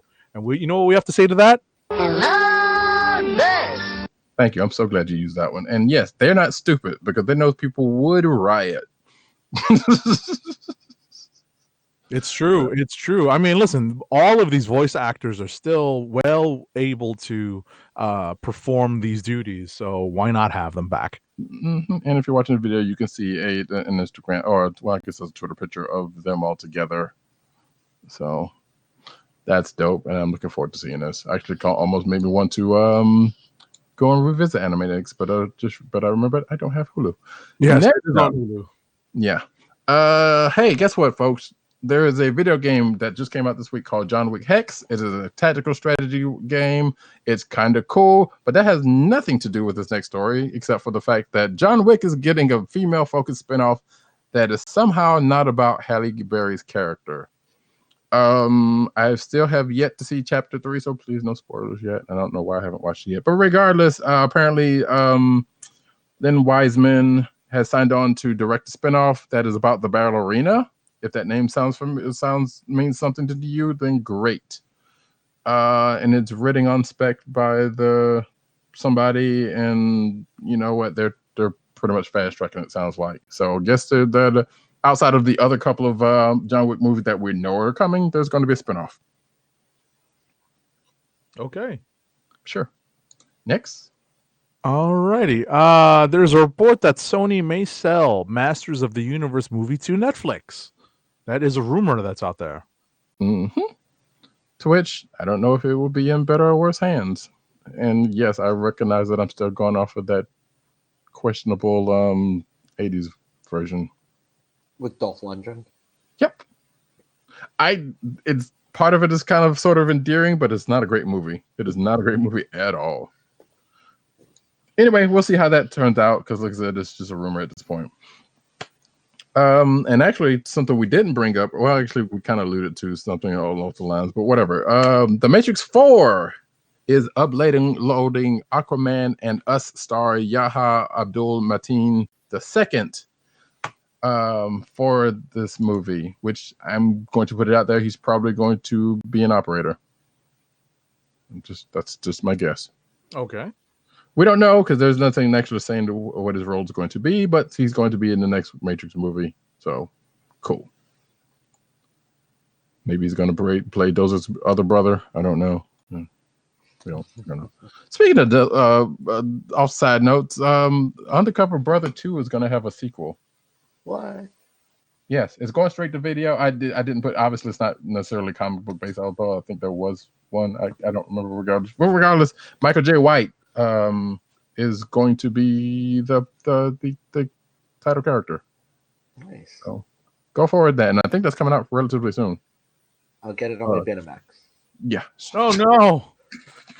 It probably will be out. Oh no! Nice. Folks, Betamax was like, anyway. Okay, now we're about to go into the comic book news. But before we do that, really quick, I wanted to bring up something from the clickbait section, which was the Internet Strangers superhero songs. And this article has to do with so Marvel folks had a bunch of cartoons back in the 60s. Of notable characters and probably a couple unnotable characters. Who knows? But regardless, this article is about the music and the folks who made the music for these things, and including some other recordings that they made around that same time on the Marvel branding. You should check that out if you are quite interested, because it's some good stuff. So, and that's all I'll say about that. So now we can get into the comic book news.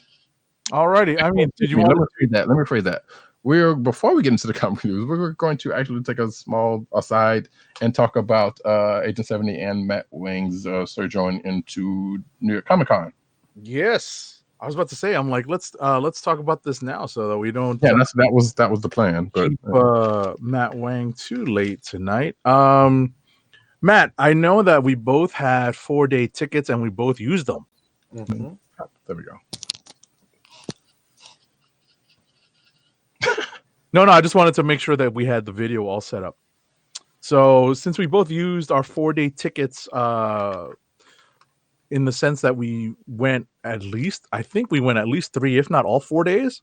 I was there all 4 days. Yeah, I was there all 4 days too. And it's not a first, but I definitely utilized my Thursday and Friday days a little bit better than I had in the past. Although not well enough to get a signature from Frank Miller, apparently. Because you have to get there early in the morning to get a ticket from the from their table to get a to get there for a signing. Just go to Midtown Comics on a Tuesday night, and you'll see Frank Miller there. Yeah, I mean, whether or not he's willing to sign some books is another story. So, but I just wanted to talk about what we did maybe each day, just go chronologically. On Thursday, I actually accomplished a decent amount of stuff, and I actually have a pretty good story about what I did on Thursday. I brought some stuff to get signed, and it was my first time successfully getting Mark Silvestri's autograph. He is a comic book artist, most well known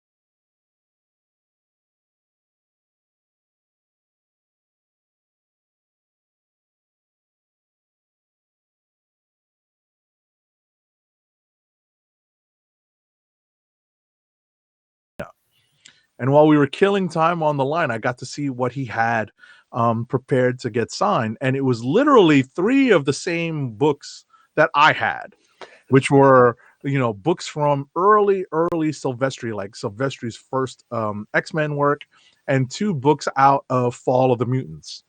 So what happens? It's our turn to finally get our book signed, and he's in front of me. It's tough being in a foreign country where you don't speak the language. I definitely have been in that situation before. So when I saw this gentleman pass his books up, Silvestri does the whole hi, how you doing, and the dude just nods. I jump in just to help him out, and I say, hey, this dude came all the way from Argentina, And would you believe he's got 3 of the exact same books I've got? I only came from Brooklyn, and we've got the same exact books to get signed. And it was a kind of it was a warm moment because it shows you how universal comic fan, how universal the fandom of comics can be. And how the art form brings us all together. And it was pretty cool. And Silvestri got a kick out of it. So much so that when I went to see him again for another signature, like 2 days later, he still remembered it and got a kick out of it. Why didn't you tell me? I met him at San Diego 2018, and he's friends of a friend with a friend of mine. And yeah, me, I'm always hitting. I've got a list of tables to get to. So I would have come by and tried to say hello. Like I would be like, I'm Keith's friend. I got you. Well, what's funny is that before this, there had only been one other. I had only had one other opportunity to get something signed by him. He was at a Top Cow table some years back. I can't remember exactly when, and I had missed the window for his signatures, and I wasn't able to circle back again to the Top Cow table for the next signing or the next day or whatever. And it was like you said, I don't think Silvestri's been on the con circuit for a while. He only does usually he'll do San Diego, and then he usually sticks to the West Coast, right? Because he lives in LA. Gotcha. So it was pretty cool to see him out here in New York, and he said he'll be back again next year, which is a good sign. But I had a real great time getting his signature on my books. What was your Thursday like? Just kind of pounding the pavement. I had to go to Artist Alley to drop off a commission, which you kindly picked up for me Sunday. Yes, I have it. I'll bring it to you on Sunday. Sure. And do you want to show people? Sure, I'll pull it out. Give me one moment. I've got it. While you go ahead, I'll grab it. And I was just kind of walking the floor saying hello to people. Going to various booths. My buddy has a Gundam booth there. He's if you need Gundam in New York, talk to my buddy Ray. And, wait, are you into Gunpla?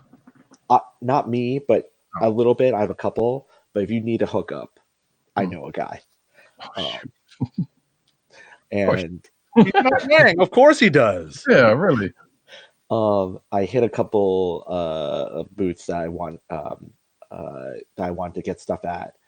And and that was it. And then I hit Artist Alley a little bit, but I was only there for a couple hours. Gotcha.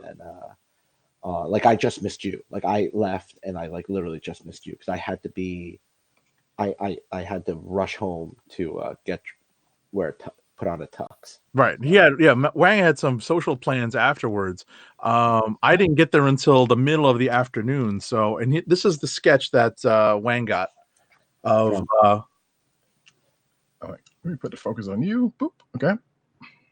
There we go.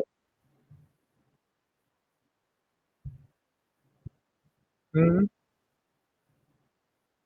Hold on a second. There it is. It's pretty cool. You said it was Colleen Doran? It's pretty cool in person. Nice. Oh yeah, she was super nice about me. Not, I was definitely gently, not harshly, because I know what it's like to churn out these commissions, over the course of the con weekend. Just gently checking in on her, not pestering her at all, to see if it was done on Sunday. But I'll get to that when I talk about Sunday. Let's see. I also saw J. Scott Campbell on Thursday. And the line was long, but I ended up with a cool signature in a paint marker. It's of Amazing Spider-Man 30, and you can see it's the light blue signature that's across the bottom of the cover. And I joked with him that he was using these Sharpie paint markers that in New York City you have to show ID for, because they think you're gonna, they think that if they suspect that you might be underage, that you're gonna go use them to go tag something. Obama train. Exactly. So it was pretty cool. Got him to sign that, and I got a print from J. Scott Campbell of Gwen Stacy. This is actually a fast forward to my Sunday. Okay. Oh, but Check so that out for me. Thursday was the day I walked around with our With friend Joe. Joanne. Yeah. Yeah. So, you know, if for those who don't know, we have a mutual friend who owns this a chain of stores in New York called Pearl River. Very focused on kind of Pearl Asian- River Asian Mart. American- Shout out to Pearl River Mart. You have mentioned that previously. Yes. Yeah, and she was looking to stock merchandise, and we walked around Artist Alley, met a couple artists that she'll highlight in her gallery, but then walked around looking at different displays and different things that she can probably buy wholesale for her Sure. store, and she introduced me to a friend of hers, Jerry, over at Epic Props. They had cool Jeremy Lin t-shirts. Actually met like one of the campaign managers for Andrew Yang running for president. Oh, no kidding. Yeah. And it turns out this guy Jerry is friends with like Larry Hama, Walt Simonson, and like all these artists, and that's why he had all these artists coming through his booth, which leads to our Friday. Yeah, that leads to our Friday. Just to wrap our discussion on Thursday, it wasn't sold out. And Reed Pop, the organizers of New York Comic Con, were definitely pushing to try to get Thursday sold out. But I don't think they succeeded. But it definitely seemed pretty crowded, even though they weren't sold out of tickets for Thursday. Based on what I saw. I don't know. How did you feel about it? After I talked to a lot of vendors and companies there, and they thought foot traffic was really good and people were there to spend money. Sure. And people, I was there like most of the afternoon, like late morning, afternoon, and everything was packed. People had their wallets out. People were buying stuff. The food court, the food trucks, everything was packed. Yeah. And everyone was saying they were blowing through their Thursday target numbers. And that's definitely not an isolated event. I definitely ran into several artists and vendors that mentioned that they had sold out of certain things that they had allotted for Thursday. Like if they had decided to set quotas on certain things, they had blown through their Thursday quota, including the show program. Believe it or not, they ran out of the show programs that they had allotted for Thursday. I went around looking for one, and they didn't have any. They had plenty for Friday, Saturday, and Sunday, but they had completely blown out of their allotment of programs for Thursday. Probably because I'm looking for a copy of my program now, because it was the cover was done by Art Adams, and it's a really nice cover. And I'm looking for my copy. I still don't have it handy. But anyway. Friday was more the same, just walking around, Artist Alley, hitting booths I couldn't hit before, trying to find Greg Pak. That guy was hard to find for me. Really? Every time I went, he was never around. Same thing. I think it was very crowded. In a good way. It sounded like people were spending money, and people were excited to be there. Didn't wait on a lot of lines, but just still continued to catch up with people, and got my Larry Hama sketch and Walt Simonson autograph, and connected with Agent 70, and yes. I realized he needed to get one, and there was no line. This was the one day that we actually met up, because our schedules almost always don't intersect on New York Comic Con weekend. We only ever cross paths when we're in between getting our stuff done. And this one particular opportunity I had noted on my schedule, and Matt was kind enough to contact me and say, hey, Walt Simonson has no one online in front of him right now. So I busted it all the way over there. I actually was with another mutual friend of ours, former guest of the show, Crystal Velasquez. And we busted over to Walt Simonson's signing at the Epic Props booth. And I got there, and it was shocking to me that there literally was one person in front of Walt, in front of me. So it was pretty. It was pretty cool that the timing worked out because, and Matt is fond of reminding me of this. He saved me at least an hour of wait time because apparently the IDW line that everyone was kind of preparing for turned out to be a very long wait because John Byrne was on the same, signing panel. And, apparently it was a very long wait. And I was very fortunate to get in when Walt had a bit of space in his schedule. And he signed the one thing I kind of regret bringing, but not, only because it's freaking heavy and it's so big. And I didn't drive on Friday. Which I was kind of not. I mean, listen, I wasn't going to park all day in the city to do this, but I thought maybe I'd bring it on Saturday, but I knew Walt only had half a schedule on Saturday. This is the artist edition of Walt Simonson's Mighty Thor, and I got him to sign this sucker, and he did a pretty cool sketch for me inside. That's so cool. The first page. He's so nice. Yeah, he's awesome. I've gotten a lot of stuff signed by him, gotten a lot of sketches, but this one ranks way up there. I learned a couple things when I was chatting with him. He has a lot of his original art. He has not sold that because I've always wondered why I don't see it out in the art market. Right. He says he splits it with the inkers, so sometimes the inkers are putting it for sale, but he personally has a lot of his Thor stuff. I think is all his stuff. And sometimes he'll do stuff for Heroes Initiative or other charities. Right. And he'll do a sketch. And that's where you'll see some of this art out for sale. Yep. So, Matt, do you have any other Friday stories? I've got a quick one, but it's a good one. I'm just trying. Larry Hama was just. I don't know. Yeah. He was very grumpy with me, but he did it. He did it. Larry Hama has gotten more grumpy apparently, but he's very cool about sketches.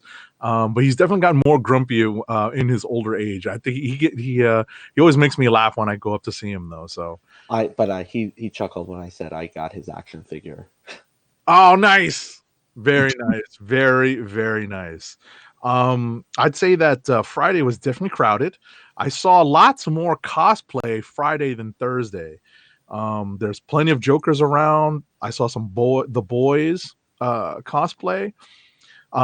If you go to my Instagram at agent_70, you'll see some of these photos of the Friday cosplay, including a phenomenal, and my pictures do not do it justice because I didn't take a full panorama view of the King Godzilla in armor with the Queen Mothra. It was a husband and wife team.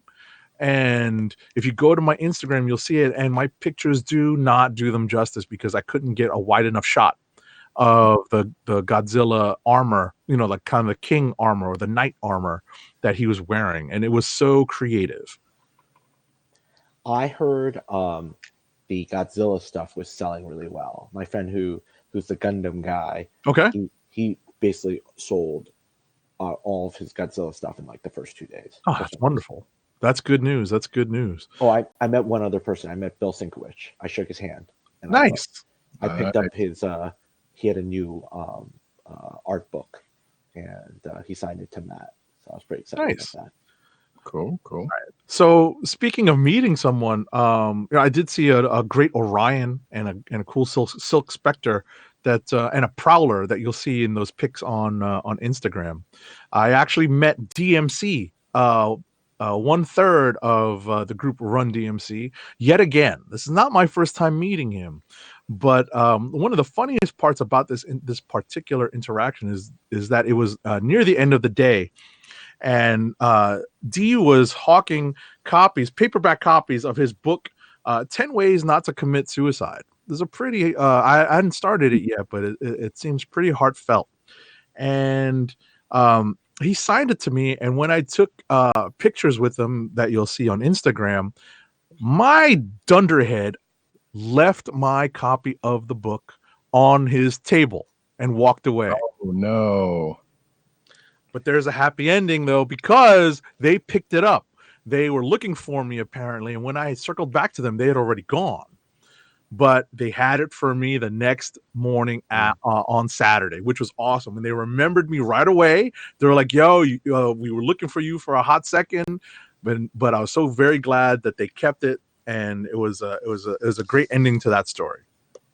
Cool. I saw that picture of you and DMC, and I was joking to myself like, hey, he looks kind of grumpy in his b-boy stance. No, he's always. I've seen him a lot. He's no, I mean, Agent 70, not DMC, but yeah.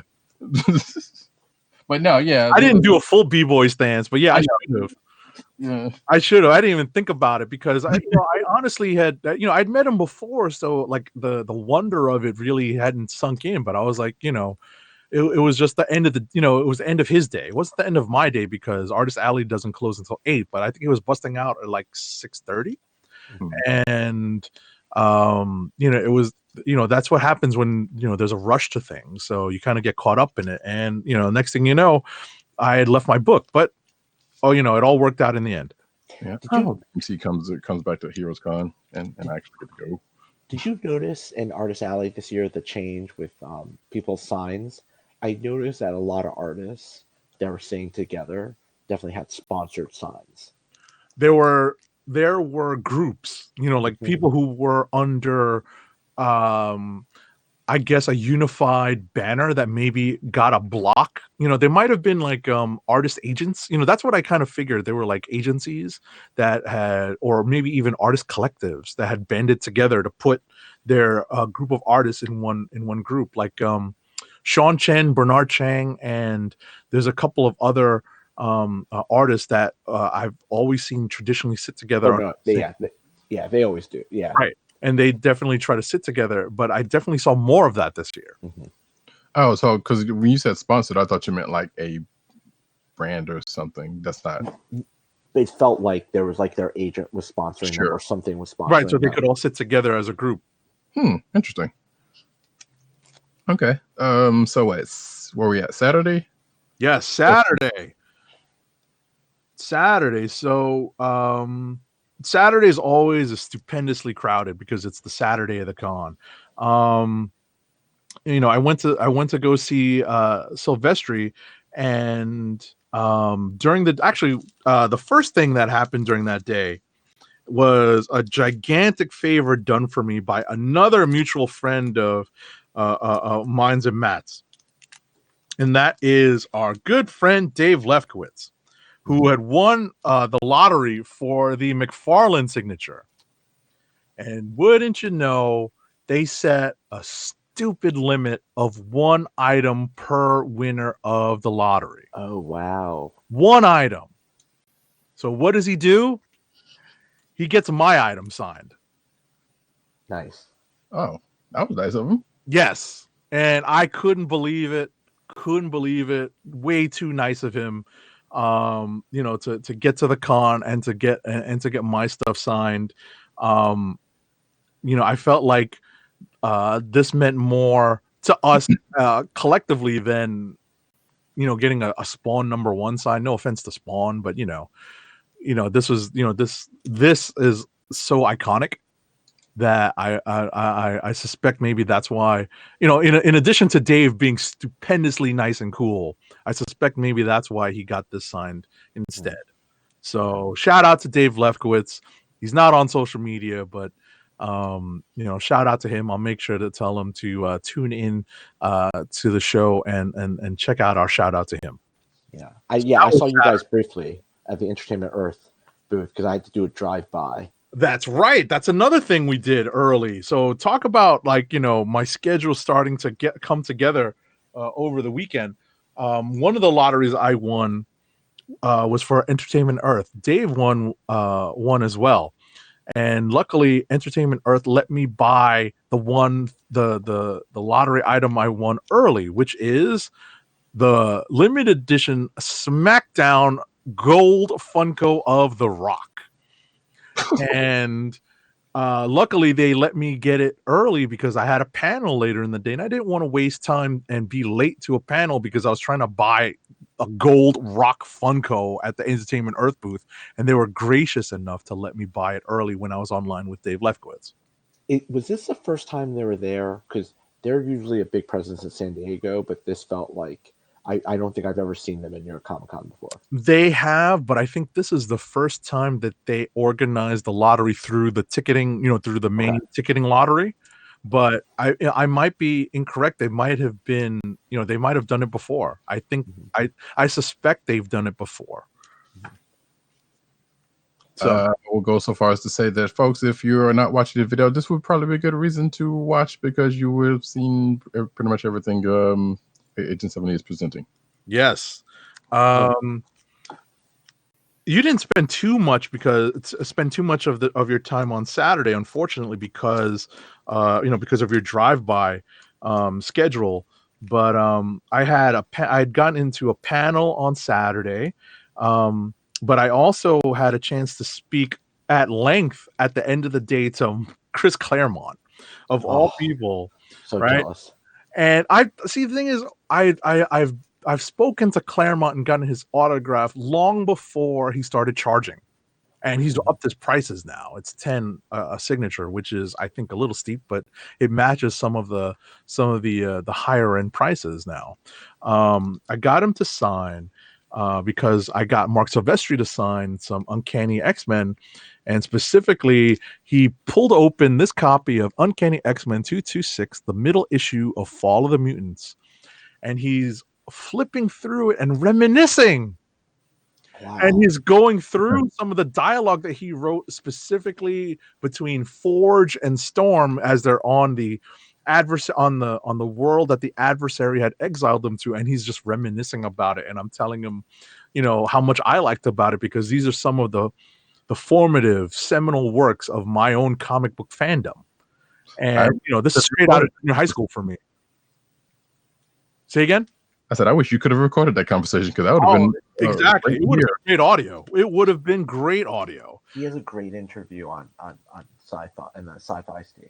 From, okay, yeah. That it's short. It's like 15 minutes, but it was pretty good.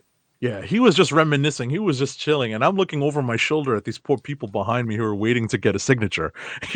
Like I know what it's like to be behind the person who's chatting up the creative person. As we're standing there, we've been standing there for hours or whatever. So I felt a little bad. I actually ran into Dan Slott and spoke to him at length. I got him to sign a bunch of Spider-Man stuff, and I talked to him about his run on Amazing and the latest on the upcoming FF stuff.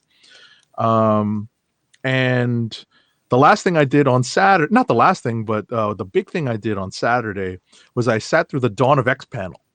And something that I mentioned earlier on the show, and I don't think Matt was on yet, but I was lukewarm to most of the first wave of books. But after the panel, I'm more curious about them, especially for X-Force. Benjamin Percy sold me on it just based on his presentation and his voice. Like his sell of his take on X-Force was, I literally was joking with some of the people I was sitting with at the main stage about how I was sold. He was selling me on it as he was speaking. And they announced something that is going to be in our comic book news, which is that Wolverine is going to be relaunched in February of 2020, written by Benjamin Percy. And he sold me on that too. And I actually caught up with Ben Percy at his table on Sunday, talked to him more about it, and he continued to sell me on the book. So, and I bought it, lock, stock, and barrel. So it was a pretty well done panel. I really liked what they have in store for the Dawn of X books, waves 1 and 2. So it was pretty entertaining and informative. And I'm going to take this second to say that Newsarama's got a live blog of that panel, and I'm not sure if the video of that panel is out there anyway, but you can always look out for that. But the live blog, there are some sound bites from what Percy said and other people who were on the panel about their books that are Pretty entertaining. Right. No. Yeah, so yeah, I had to do the drive-by, and then I had a lunch with the president of a comic book company. That's why I had to As you just do the do. drive-by. Of course, as he is prone to do. And then got some good gossip, which I can't reveal. But then, Of course not. and then later that night, I went out with some other dinner, some other comic book, like a smaller independent comic book company, some execs there, and that was fun. It's always interesting to hear their perspectives on shows and why they go to certain shows and why, what's good for them, and interesting things to hear about, like the independent market. Cool. Sunday. I had young family in tow. Young family members in tow. My cousin's kids. I call them my nephews because that's the relation in back in the old country. And I saw Greg Pak like 3 or 4 times over the weekend, which I can't believe that. No, I got him Sunday I got him Sunday twice. Nice, excellent work. Although I did you make the Super Asian America panel on Sunday? No, but I could not. And then the guy who did the cover for Agents of Atlas, he was there, and I didn't buy the single copy and have him sign it right there. Oh, you mean Nico Leon? Yeah, I ran out to go pick up Mech Cadet. I had to go run out to get Mech Cadet. Yeah. At the Boom panel because he ran out. I wanted Greg Pak to sign it for me. Right. So I got it holds up a copy of Agents of Atlas. Yeah, I got a bunch of stuff signed by Greg Pak. This is not all. But he knows me. Like I've bought some of the children's books, which I definitely recommend, Matt. Yeah, no. The girls love them. I have to read it to them, and I so, pack that. Oh, so I've got that. I've bought those for different family members. But Greg Pak knows me, for years now because I'm constantly at his table, getting stuff signed. I did see Chelsea Kane and Rochelle Rosenberg, and they signed copies of Mockingbird. That's awesome. And I told Chelsea Kane to fight the power and to F the haters who are online. And she appreciated that. She also spilled a cup of wine, which made the entire table smell like wine, which I thought was funny because she was hiding it in a coffee mug. But yeah. Greg knows Louis, right? Really? Yeah, like because he's an actor. I gotcha. Yeah, they know he had dinner with them a couple years ago. Oh. Louis is another guy we went to high school with who is on Supergirl last season. Right, he's been on Agents of S.H.I.E.L.D. He was on one episode of Agents of S.H.I.E.L.D. Oh, but he was also in the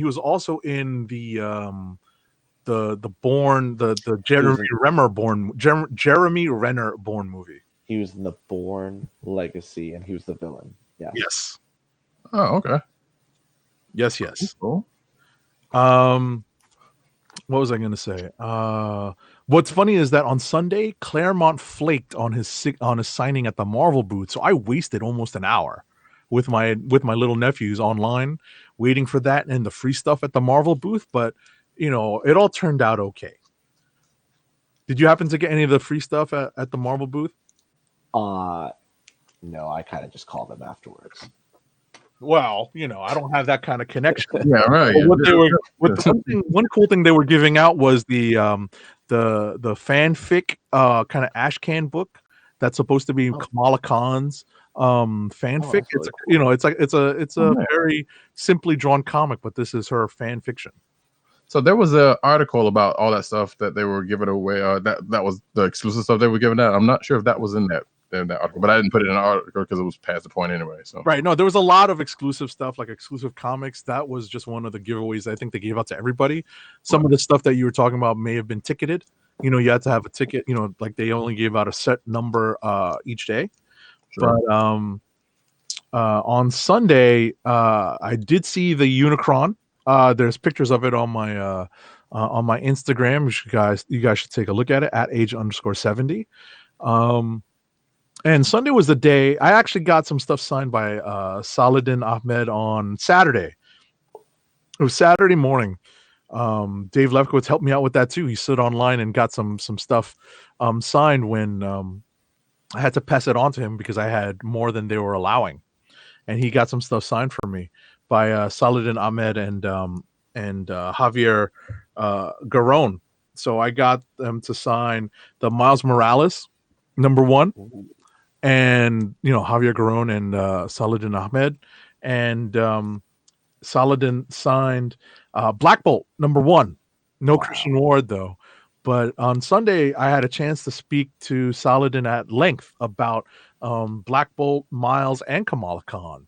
And that was a conversation I wish I had recorded, because he didn't let on any, it didn't give me any spoilers, obviously, because, he just can't. But it was a great conversation. And, he talked about, and he's said it before about how he used to teach at Brooklyn College, so he sends Javier Garron reference of South Brooklyn, or as I lovingly call it, South Central Brooklyn, around the Brooklyn College area. That's the location of the Brooklyn Vision School in Miles's book. So there's some obvious visual cues to the neighborhood in the book that he draws in, thanks to some of the visual reference. But that was Sunday. It was the culmination of a pretty packed con weekend for me. How about you, Matt? I was there for about 2-3 hours, just trying to wrap up stuff. Thanks again for picking up my commission. That was like no worries. The main thing. Greg Pak was another. Had to swing by a couple booths to say goodbye to people who were going back home, and yeah, that was about it. Most of these cons are really like it's a mix of catching up with people and picking up stuff, commissions, or picking up other books. I try to get more of the Disney book Shum Shums or whatever the stuffed animal. Oh yes. Oh yeah. So the deal the deal was you buy one book at the Disney booth and you got a free tote bag and you got 2 free stuffed animals. So nice. I did that Friday and I should have done it Saturday because they ran out of the stuffed animals Saturday. But right. I got another tote bag. Right. I did it Friday almost immediately after Matt told me about it. I went and got a little kids book for my niece. Yeah, I think it was called Night Groot. It's downstairs though. I'm not gonna go get it now. But it's like one of those little wood panel books. Those hard, those thick pages, like golden books. Yeah. Exactly. And it's really cool. And I did get the Chum stuffed animals as well. But as Matt mentioned, they were out of that by Saturday. Yeah, but you bought a book for $10. You got a bag and stuffed animals. Yes, so, it was pretty cool. Look for them on eBay. Yeah, it was pretty cool. The other Campbell book I got signed was the Black Cat #1. He again tagged it with the paint marker. Yes. Of course you did. So, because Roddy Cat likes to chide me about the fact that I'm collecting the Black Cat. Our little running gag. Most of the covers, but I like the story. So yeah. So. I mean, hey, look, the covers are what they are. There's no shame in that. So and by the way, before we wrap our conversation about the con, I see what you did there. Exactly. I don't know if you had it under comic book news or movie news coming up, but the news about actually no, I think we talked about it last Thursday, right? About the Bitterroot news. We've talked about that, yes. Yeah, we talked about it last Thursday. So yeah. As we mentioned last week on the show, the Image book Bitterroot by David F. Walker, Chuck Brown, and Sanford Green has been optioned was optioned for a movie, but now they have a director by the name of Ryan Coogler. And producer. He's also producing. I might have heard of him. And we all might have heard of him. Also, Sanford Green's been on the show before. Exactly. And exactly. Previous guest of the show, Sanford Green. So I had a chance to congratulate them all and get my my copy of Bitterroot #1 signed by all 3 of them. That's great. And what's that? Because I hadn't seen that variant. Yeah, it's one of the variant covers. And they were ecstatic. They had sold out copies of. I think Sanford Green had copies of the Bitterroot trade, and he ran out of them on Friday. Mm. So People were like scouring some of the stores to get Bitterroot stuff to get signed. It was pretty cool. Yeah, I also saw the picture of he was like people were all partying and he went off to meet DJ Premier. Yes. I did see that picture of Primo. Yeah. I'm like, man, it's all right though. Hometown zone, Tampa Green, probably that dude. Anyway, question for Matt, because I know it's getting late and I know you probably need to be dipping out pretty soon. As a Transformers fan, did you get to see any of the stuff that they talked about over the course of the show? I saw the exclusives at Entertainment Earth. I didn't get to swing by the booth. I mean, I saw a lot of stuff at San Diego, but I didn't get a chance to go check out because I think they did do some. Also, I think you are playing or at least you're collecting the TCG. Mm-hmm.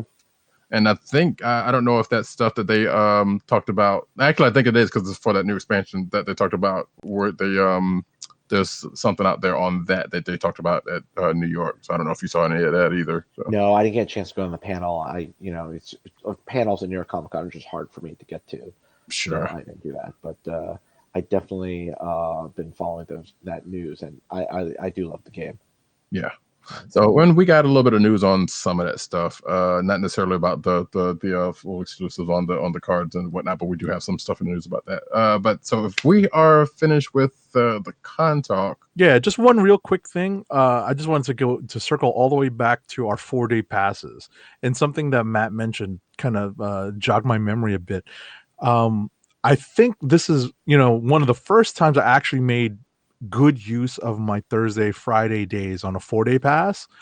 And it's going to come down to, and Matt understands this, it's going to come down to us probably having to take one of those 2 days off to really put these passes to use, because we're missing out on some things, even though we're there for, let's say, like a chunk of the afternoon, or as you did, a chunk of the morning on Thursday.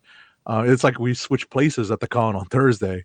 In order to really make full use of the of the 4-day tickets and enjoy the con in full, or as close to in full as we can, we kind of have to take a day off, as opposed to kind of jumping in when we can in the middle of either in the middle of a work day between calls, or the way I do it, which is taking the afternoon. Mm-hmm. I'm busting out of the office like a little after lunch. So that's I may have to change up my strategy at this point and really invest in taking a day.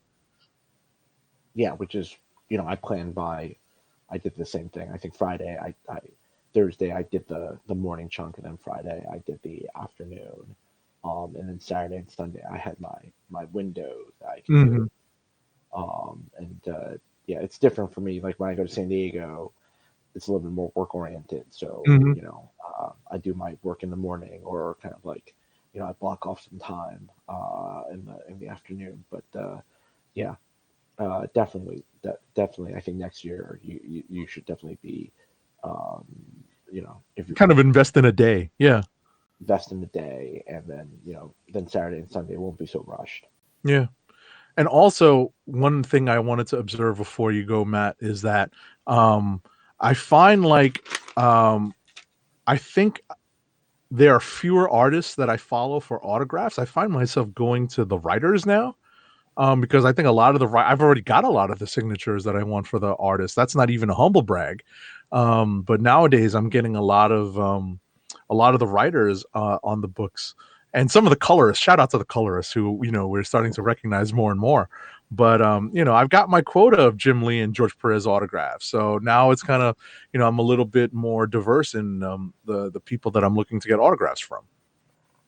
Yeah, and I'll be honest, the writers just want to talk all the time, which is great. I want to talk comics all the time. That's true. That's true, man. I wish I had taped that Claremont discussion, because he's literally going through and like kind of doing either spoken word performance, or like a soliloquy, or reading like a dialogue as a monologue from that issue of Uncanny, and I'm looking over my shoulder like, guys, I'm so sorry to like have caused this and like made you guys wait even more. It's New York and Nevada. It's you only need one way consent. No, for recording. Yeah, not a joke.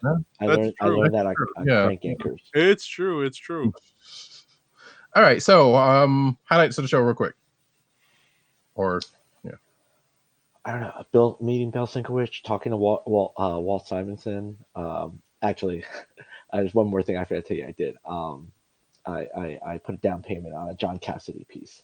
Nice. Oh, cool. I'll show it to you when I'm done. I did not even see Cassidy. No. I talked to his art dealer. Oh, okay. I was about to say, I don't think he was at the show. Well, John Cassidy's also a New Yorker. That's true. Yeah, he does a lot of the local cons. Like I saw him at a Jersey con. That's where I got a lot of stuff signed for him. I saw him dump a girl on a bar. Oh okay. No! But his dealer is in Bayside. Gotcha. Yeah. His art dealer, not his actual dealer. If you folks like me are very curious about what Matt Wang's memoirs are going to be somewhere down the line, I'm with you. There you go. Yeah, I mean, that's cool. Any other highlights? No, that was it. It's always good to see you and Crystal and kind of everyone else, and walking around for our friend Joanne, who was her first time going to the con. Yeah, I'm sorry I missed out on that. That must have been fun, just kind of walking around, like because Joe and I did toy fair together, and that was an experience in and of itself. I had a lot of highlights. Like I said, having made use of the 4-day a lot more than I have in past years, I have a lot of highlights. But definitely conversations, as you mentioned before, about conversations with writers, because they love talking about comics. Mm-hmm. Dan Slott, I had a great conversation with. Saladin Ahmed, I had a great conversation with. Chris Claremont, I had a great conversation with. And even Silvestri was mad cool. Like the first time I met him, we had a brief conversation, but still lots of fun. And Greg Pak, as always, is mad cool. So definitely had a good con, and those are my highlights, in addition to Ben Percy. Shout out to Ben Percy, who sold me on Wolverine and X-Force and the Dawn of X panel. Cool. Well, that being the case, Matt, you're welcome to stay for the rest of the dude. Yeah, but I know it's late, so we will take this time to say goodbye to you. And you have an open invitation to come by anytime. That's not a convention. So I really appreciate it. It's always fun to be on the show and to chat about comics and the show and just all the news. And thanks again for letting me hop in, and thanks to all the fans for watching. Take care, guys. Got it. I'll see you on Sunday. See you on Sunday. Bye. Take it easy, man. All right, and I'm fighting the reflex to close out the window myself. Yeah, no, we're gonna breeze through the comic book news as quick as we can. Some of the stuff I kind of wanted to go through with a little bit, but you know what? Hey, you can read it out there for yourselves. And we're going to start off with, as I pull this back up, new Star Wars ongoing series and more from the Lucasfilm Publishing panel. So we know that I think issue 75 Star Wars is going to end, and apparently, as we kind of should have known, there's going to be a new ongoing, and this sounds like it's going to be set after Empire Strikes Back, which we kind of predicted it, but we weren't sure. Yeah, exactly. Because we figured that we're going to do a little bit more prior to Empire before they do this, but it is what it is. The creative team is Charles Soule, and I can't remember who's on the art team. Jesus Says. I guess that's how you pronounce his name. Yeah. And Darth Vader's gonna relaunch, and Greg Park's writing that.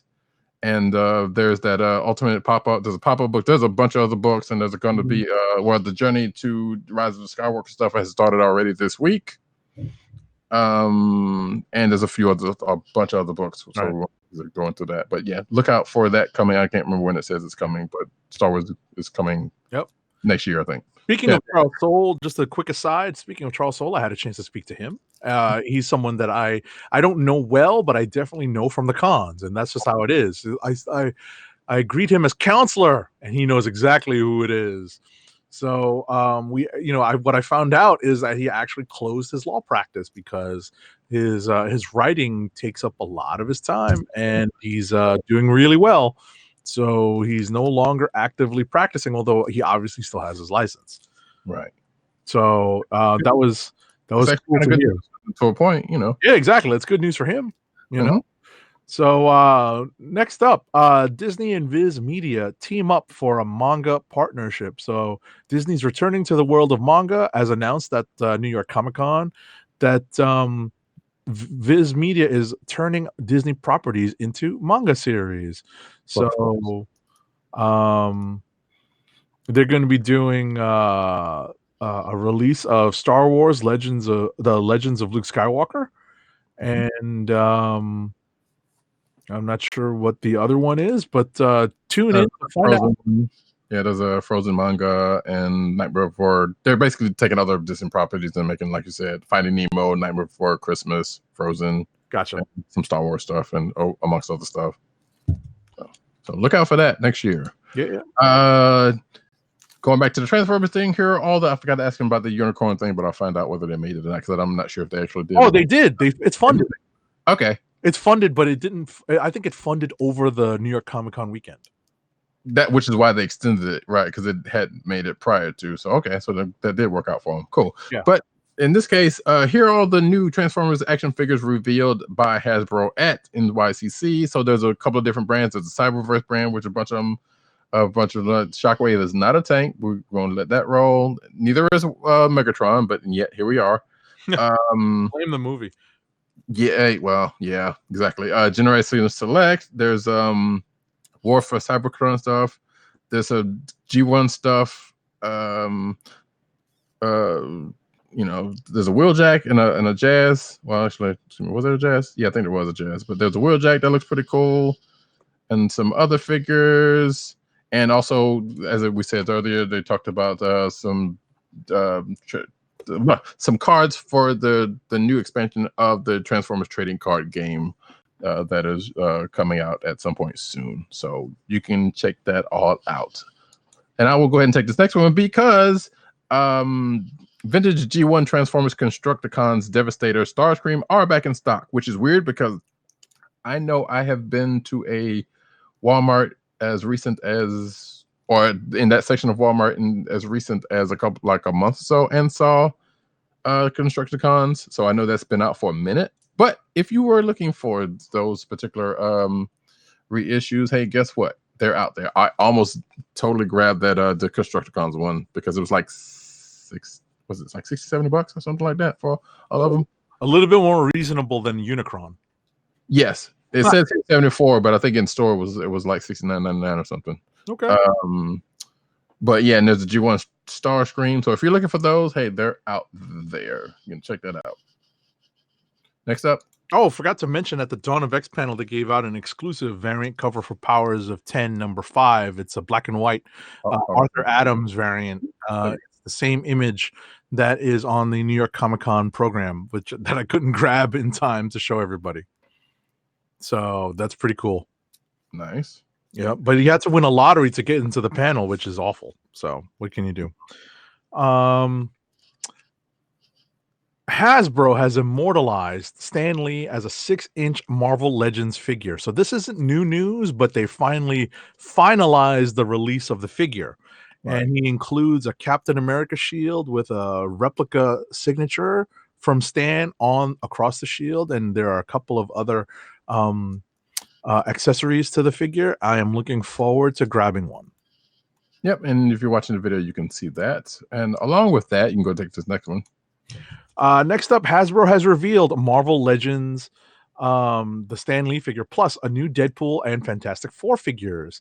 The Fantastic Four figures are based on the Hickman run, so the costumes are kind of a reverse. The what's traditionally blue is darker or is black, and I think the Johnny Storm is mostly human form. There are also X-Force figures that have come out. There's a Sunspot. There is a Warpath that you'll see on the screen as Roddy Cat scrolls through, and there is a new Deadpool figure as well. And the looks like the 90s X-Men colors. Yes. So, yeah, and then they're showing the box of the Stan Lee figure, and of course, as per mentioned, there's a She-Hulk, the Gray She-Hulk of recent comics. Sue Storm. There's Johnny. I'm about to call him Johnny Blaze, Johnny Storm, and of course the Stan Lee and Reed Richards weird figure. Yeah, the Reed is a little weird. The way they exemplify the stretchy power is a little weird on this figure. I'm not completely sold on this variant. I love, my Fantastic Four set from Walgreens is above my shoulder, above my head, above behind me on the shelf, and I love that set. It's really cool. Yeah. So shout out to PCN_Dirt for picking up the Ben Grimm for me and shipping it all the way to Brooklyn. So, all right, I forgot they did that. Yeah. So yeah, I don't know. I'm slightly interested in that Sunspot. Especially if you're building an X-Force or a New Mutants. Right. So, and Warpath, I don't know, but yeah, some of those figures. The Stan Lee figure I would definitely be interested in, but I don't know if it'll come around anywhere soon. Anyway, next up, Funko's Marvel 80th Retro Scarlet Witch and Black Widow Funko Pops are live. So yes, Scarlet Witch, old school, original recipe Black Widow, and I say that because of the costume, not necessarily because it's been touched all the time. Kingpin, Deadpool, that's I'm assuming that's Iron Man. And of course, variations of other Spider costumes, which I think a lot have been out before. Yeah, but there's a new Amazing Bagman. Yes, there is. Yeah, we talked about that one before, though. And of course, Fantastic Four, Mole Man. I kind of wait. I was about to say this is a big announcement because Funko hadn't done a lot of the Fantastic Four stuff. Right. And this is a big announcement because they're finally putting out, obviously, since the rights have reverted back to Marvel and Disney, they're putting out some of these Funko toys of the FF, including a Galactus, which is awesome. I have a Funko Silver Surfer, but other than that, a lot of these characters, I think, are just now seeing the light of day as Funko figures for the first time. Yep, I want that Herbie. I kind of actually want most of these. There's the Super Scroll, there's the Galactus, aforementioned Silver Surfer, Herbie, Dr. Doom, Mole Man, blah, blah, blah, blah. Love to just build the FF. So yeah, right. Next up, hold on, I think also. You're gonna take this one? Okay. Yeah, because it's kind of in line. But Funko's next Darth Vader pop is the first with light and sound. So yeah, there's a new Darth Vader version, which I think there's been like 3 or 4 of them. Yeah, I have one that doesn't have light and sound. Come on, Funko. So yeah, they finally got around to putting light and sound in some of those stuff, which I don't think that's actually true. I feel like they've done it before. But regardless, so yes, this is a new one for you because they want to get your money. And I totally have one that's just like that. I'd go get it now, but my hands are a little full. It's over on a bookshelf. I want to say I probably have one also. I'm not sure if I actually got that one or not. But yeah, so there we go. It is going to be out. They're talking about the film. So it'll be out soon. So it's not out yet. But regardless, hey, it's a Vader with probably more than likely the lightsaber sounds. Mm-hmm. So cool. Next up. All right, there is another trailer out for EA Games and Respawn Entertainment's impressive new Star Wars Jedi Fallen Order game. Yep, I kind of can't wait. What is this, like 35-ish days or something like this? November 15th is when this is coming out, so it's not far long now. Not far. So yeah, go check out the trailer if you're interested. Next up, Hasbro honors the Skywalker saga with Rey, Anakin, and more. So yeah, there's gold figures. I almost said they're encased in carbonite. That's not true, but they're basically looks like a gold 2-pack with Kylo Ren and Rey in a thing, and of course there's one with Anakin and Obi-Wan, and it looks like that might be it. But yeah, they're going to be out there if you're interested in those. And they're $15 at Walmart, and each set, like I said previously, 2 figures, 3.75 inches. And there's a Darth Maul and Yoda pack, and Mace Windu and Jango Fett, which were not shown. Okay. Next up, the march towards Star Wars: The Rise of Skywalker begins in a preview of Allegiance #1. So this week, and that's the one I said I didn't get Yeah. a chance to get around to reading. so So, get to your local comic shop and pick that up. But if you want to see a preview of it before you do, you can always go check out that article. The real Hulk just returned, not to Smash, but to Bleep. Actually, I don't know what it was. So this is basically talking about. This is actually not from Immortal Hulk, but this is from Absolute Carnage tie-in of Immortal Hulk. And this is talking about something like what Savage Hulk comes back or something, which I think we've seen him. I guess. Yeah. It's funny. I talked to Al Ewing. I talked about it last week, about Thursday. I talked to Al Ewing, but I didn't talk to him about Hulk. I talked to him about Valkyrie. Right. Huh. Well, it's probably just I suspect he wasn't gonna say too much about Immortal Hulk at this point. So, but yeah, so you can go check that out, and like I said, I have some of those tie-in books to the thing I'm not really care about. But yeah, apparently, I guess something came out during the course of that issue that Salvage Hulk brought up. So cool. Next up. All right, next up, the issue of Spider-Verse that came out last week revealed a surprising revealed the truth about Spider-Man's Spidey sense. Yeah, so basically it's like I was gonna read this before I read this article, but it sounds like this is this goes into the origin of how the spider sense works. Yeah. So I'm actually going to check out that issue for that. Yeah, it's called, and it's basically a frequency that it works on, and it's tied to a cosmic force, and that's tied to the story. Been brought up in Spidey comics before, but I guess not to this point, not to this sense. Well, I think it's because we now have an entire Spider-Verse to tap into. So yeah, so they wrap the spider sense explanation into that. So right. I just skimmed it, but that's the gist of it. And I retraced my steps and read Spider-Verse that was out last week over the weekend. So I did have a chance to read that. So I understand that's what they're doing with it. Sure, which also explains why even in Spider-Verse movie, you see like every time a Spider person meets each other, they kind of react to each other. So I guess they played that in there before this even, that. So without the cosmic part of it. Anyway, speaking of Spider-Verse, Spider-Verse reveals the surprising identity of Spider-Zero, which I guess would be the Patient Zero version of spiders, the Spider mythos. Hopefully has nothing to do with the other. Nope. You're not saying anything. So I'm not going to say anything, but you should read it. I will.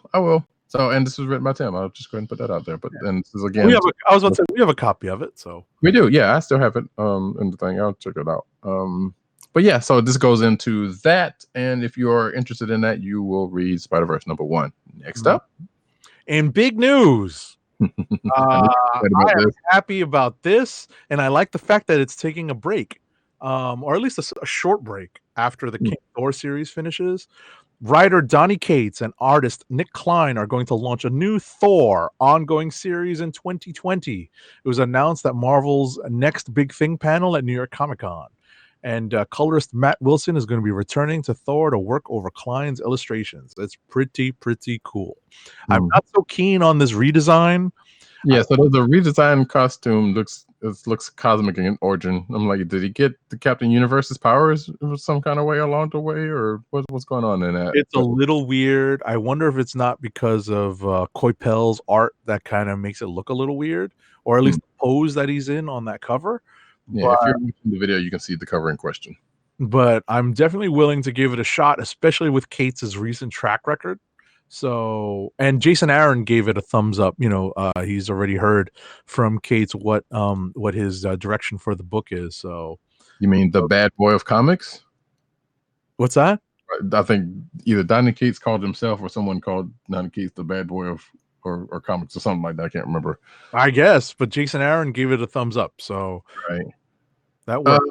And there was a quote that Cates said that I may be paraphrasing this, but he was like, he says not this one, but this is another one. But every book I write for this company, I try to make the biggest, baddest book I can.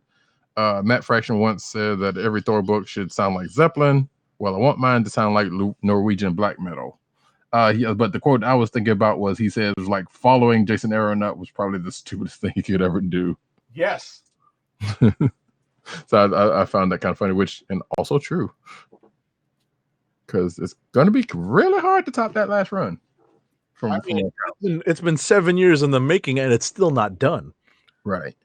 So hey, look out for that in 2020. You know, Donny Cates is pretty good at what he does, and I dare say. So he's got some of the longest lines at New York Comic Con. I haven't gotten Cates. I'm not surprised. I haven't gotten stuff signed by Cates yet, but I definitely think that especially when he starts the store run next year, his lines are going to be insane. He's got a lot of the Spidey stuff, this Carnage stuff, and Venom stuff, popping right now. So he's got lots of long lines waiting for his signature. Yeah, but in news I'm pretty excited about, Guardians of the Galaxy relaunches in 2020 with writer Al Ewing. That's pretty cool. Yes, and wait, who's on art? Juan Cabal, which is also doubly great. So, who's been doing some good stuff on From the Neighborhood. So yeah, I'm totally looking forward to this. Cates actually was the one who's currently writing it, and that book's about to end. So it's been a decent run, but not sure where that was going anyway, if it was going to stay. But yeah, I'm looking forward to this book. We're waiting to see how Cates wraps up both this and Silver Surfer, because they may be intertwined. Right. And if you see Black. Yeah, Silver Surfer Black, right. Yeah, because that one's a weird one, because we're not sure where that one's going, if it goes anywhere at all. Exactly. But it does spin out of the events of this book. So of the current run of Guardians. Yeah. Exactly. Next up is something I discussed earlier. That is, Wolverine is going to return in the second wave of Dawn of X books, as in his latest solo book, written by Ben Percy with an art by Adam Kubert. So that's some good news. Like I said, I'm sold. Yeah, I'm sold. Yeah, like I said, looking at the live blog of the panel, I wish I could have been there, or see some video of that if it's out there. I'm not sure if they kept it, but yeah, that seems like an interesting panel. Marvel announces prequel miniseries to Earth X trilogy. So Alex Ross, Jim Krueger, and Velibor Stanojevic. I sound really stupid right now. So is going to center on David, the last human on Earth filled with deadly monsters. His only chance for survival is to travel to New York to find Captain America and the other heroes. And this is from Earth X, which was a miniseries done by Jim Krueger and Paul Leon back in 99, 2000. Right. Which and Alex Ross covers. Yes, Alex Ross covers, yes. But apparently Alex Ross is writing along with Krueger this time. Interesting. So, yes. Looking forward to that if you're interesting. Next up, seminal X-Men writer Chris Claremont is going to be doing more work for Marvel in the new year. In a panel with C.B. Cebulski, they announced it at New York Comic Con, and they basically said, we will be seeing more of Chris Claremont's writing at Marvel next year. There were no other details announced. Claremont recently wrote New Mutants War Children one-shot, and I have not yet read it. We talked about it last week, I believe. Last week or 2 weeks ago? Yeah, one of those two. Right, and he's openly talked about in his interest in writing more for Marvel with the X-Men and outside that franchise. Yeah, so we don't know what exactly it is, but we probably can guess it could probably some X-related. Doesn't necessarily have to be, but that's a fairly good shot of that. Right. Stay tuned. Arno Stark is Iron Man 2020 and new events. We kind of partially talked about this last week, but apparently there's an event tied to coming out of the close of Tony Stark Iron Man this December and going into whatever this event for the 2020 dealing with Arno is. Nice. Sounds like Tony Stark will die and Arno is going to take over, which I feel like we may or may not have talked about already. But right, we kind of figured that with the end of the latest Tony Stark Iron Man series that definitely might happen, especially and I remember saying to Roddy, I said, "Come on, man, it's Iron Man 2020. It has to happen now. This is exactly what's going to happen." And lo and behold, and you weren't wrong. Yeah. Lo and behold, you recorded that. I was not big on Iron Man 2020 back in the day. Neither was I. I just remember it existed. Yeah, and because I do remember picking it up and kind of reading a couple of it. It was like, all right, this is different, but nah. But I don't know. Let me check this out. Regardless, it wasn't like a new computer generated art style. Yes. So, Dan Slott and Christos Gage writing this. Pete Woods doing the art. So I'm sure the seeds are being sown in Tony Stark Iron Man, obviously. So stay tuned for that next year. Yeah. Marvel Unlimited adds Marvel Team Up #1 this October and a bunch of other stuff. So all right. Marvel Unlimited getting some more stuff. Yeah. We have a duplicate news item here. So I'm going to jump to new artist is going to step in to draw Tony Stark Iron Man #18. Paco Medina's stepped in to draw Tony Stark Iron Man #18, the penultimate issue of the series. Mm-hmm. So Paco Medina is good, so that's good news. Yep. No word on why Valerio Schiti is stepping away from 17, or stepped away from 17, and have this happen. So yeah. Anyway, he may still be on 19 though. That's the thing. So right. It might be double size. So we'll see. Yeah.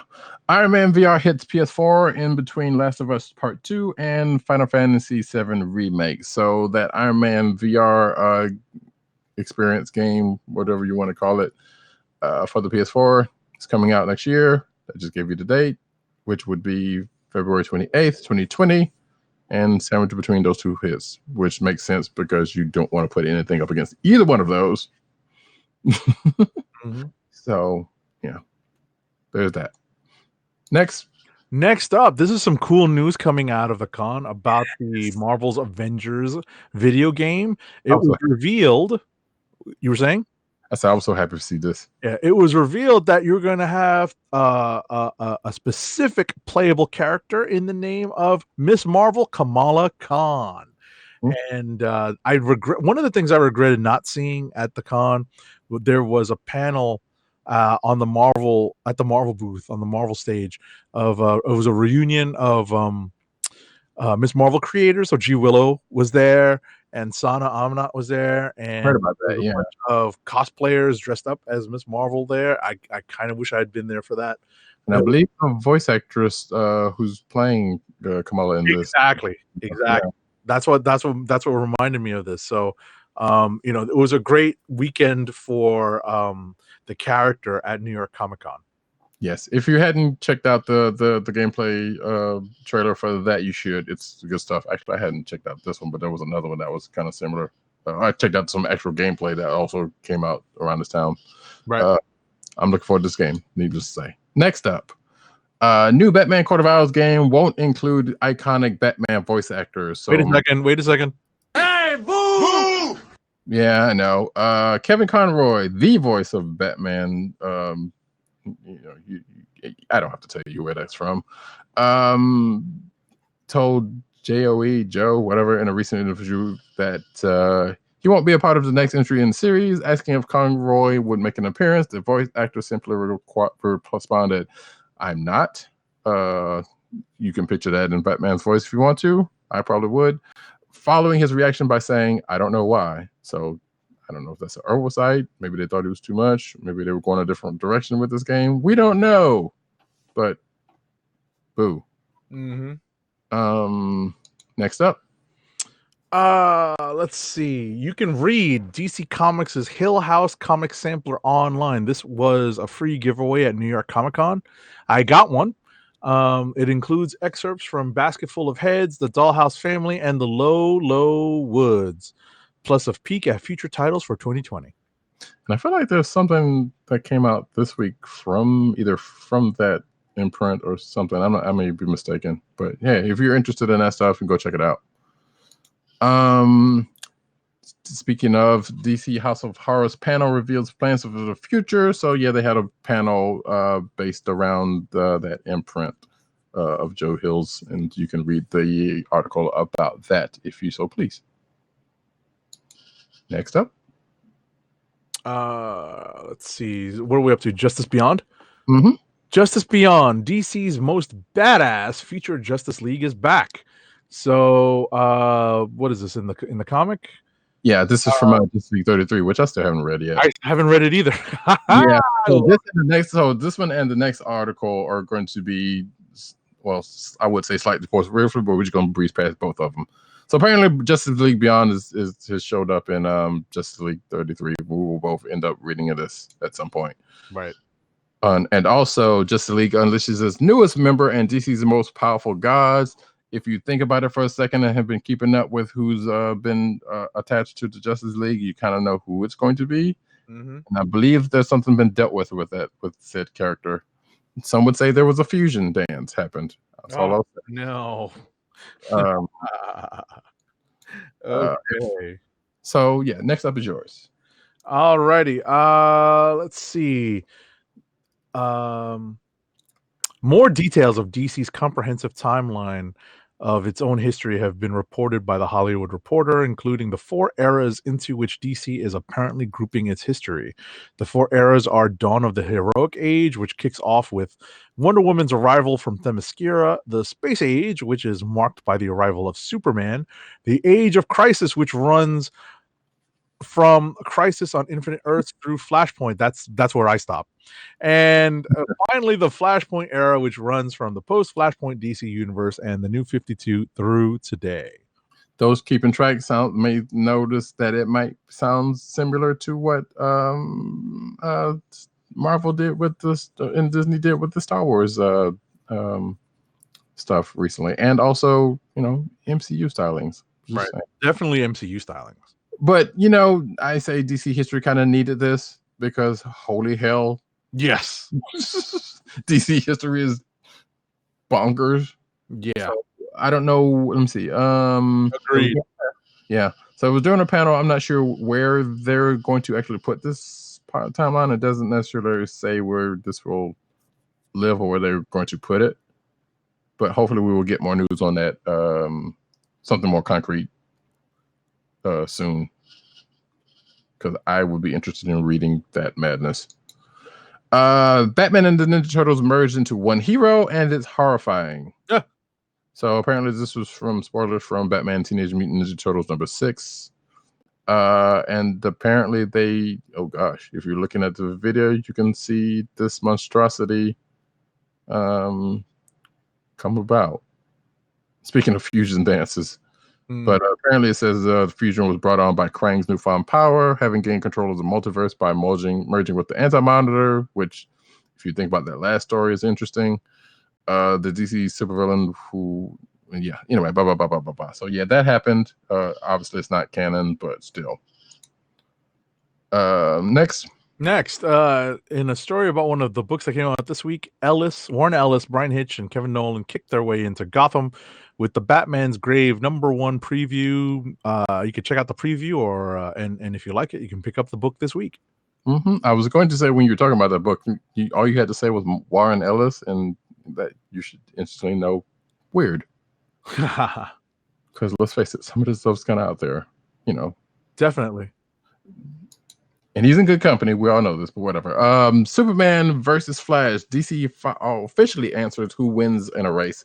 I feel like deceased #5 also may have answered that question. Okay. So this is spoilers for Superman Up in the Sky #4, which I don't think anyone has been reading this that we know of. Wait, is this the John Romita Jr. one? No. Tom Oh, King. no. Oh, yeah. No, I'm not reading that. Yeah. So I don't think any of us are. So yeah, that historic race has played out many a times, and again, like I said, it was also recently brought up in Deceased number 5 to a slightly tragic end. You know what? No, I'm not even gonna. I was gonna go and see who won, but it doesn't really matter. You can go read it for yourself if you care. Next up, because they always go back and forth with it. It's like, yeah, well, depending on who's writing it and whose book it is, it's like it always goes back and forth to who wins. So blah blah. But I feel like Deceased is kind of may have been definitive. I don't know, but all right. Announced during the DC Wonder Comics panel at New York Comic Con, Amy Reeder is going to launch an ongoing Amethyst title under DC's Wonder Comics banner. Good on her. Yeah, which makes sense given that character is a part of Young Justice at this point, and I would imagine that was partially the reason why. Right. Who can say but Bendis and company. But yeah, but I don't think Amethyst had a book in a while, which for reasons or another. So fans of that character, go for it. And on that note, speaking of Young Justice, is Teen Lantern's Gauntlet actually the Green Lantern's deadliest weapon? So we talked about Young Justice last week, and I had some gripes with the origin of Teen Lantern because Bendis. But what we didn't really talk about is, or we kind of talked about, but we didn't talk about too much, is that gauntlet that she has on her arm and back.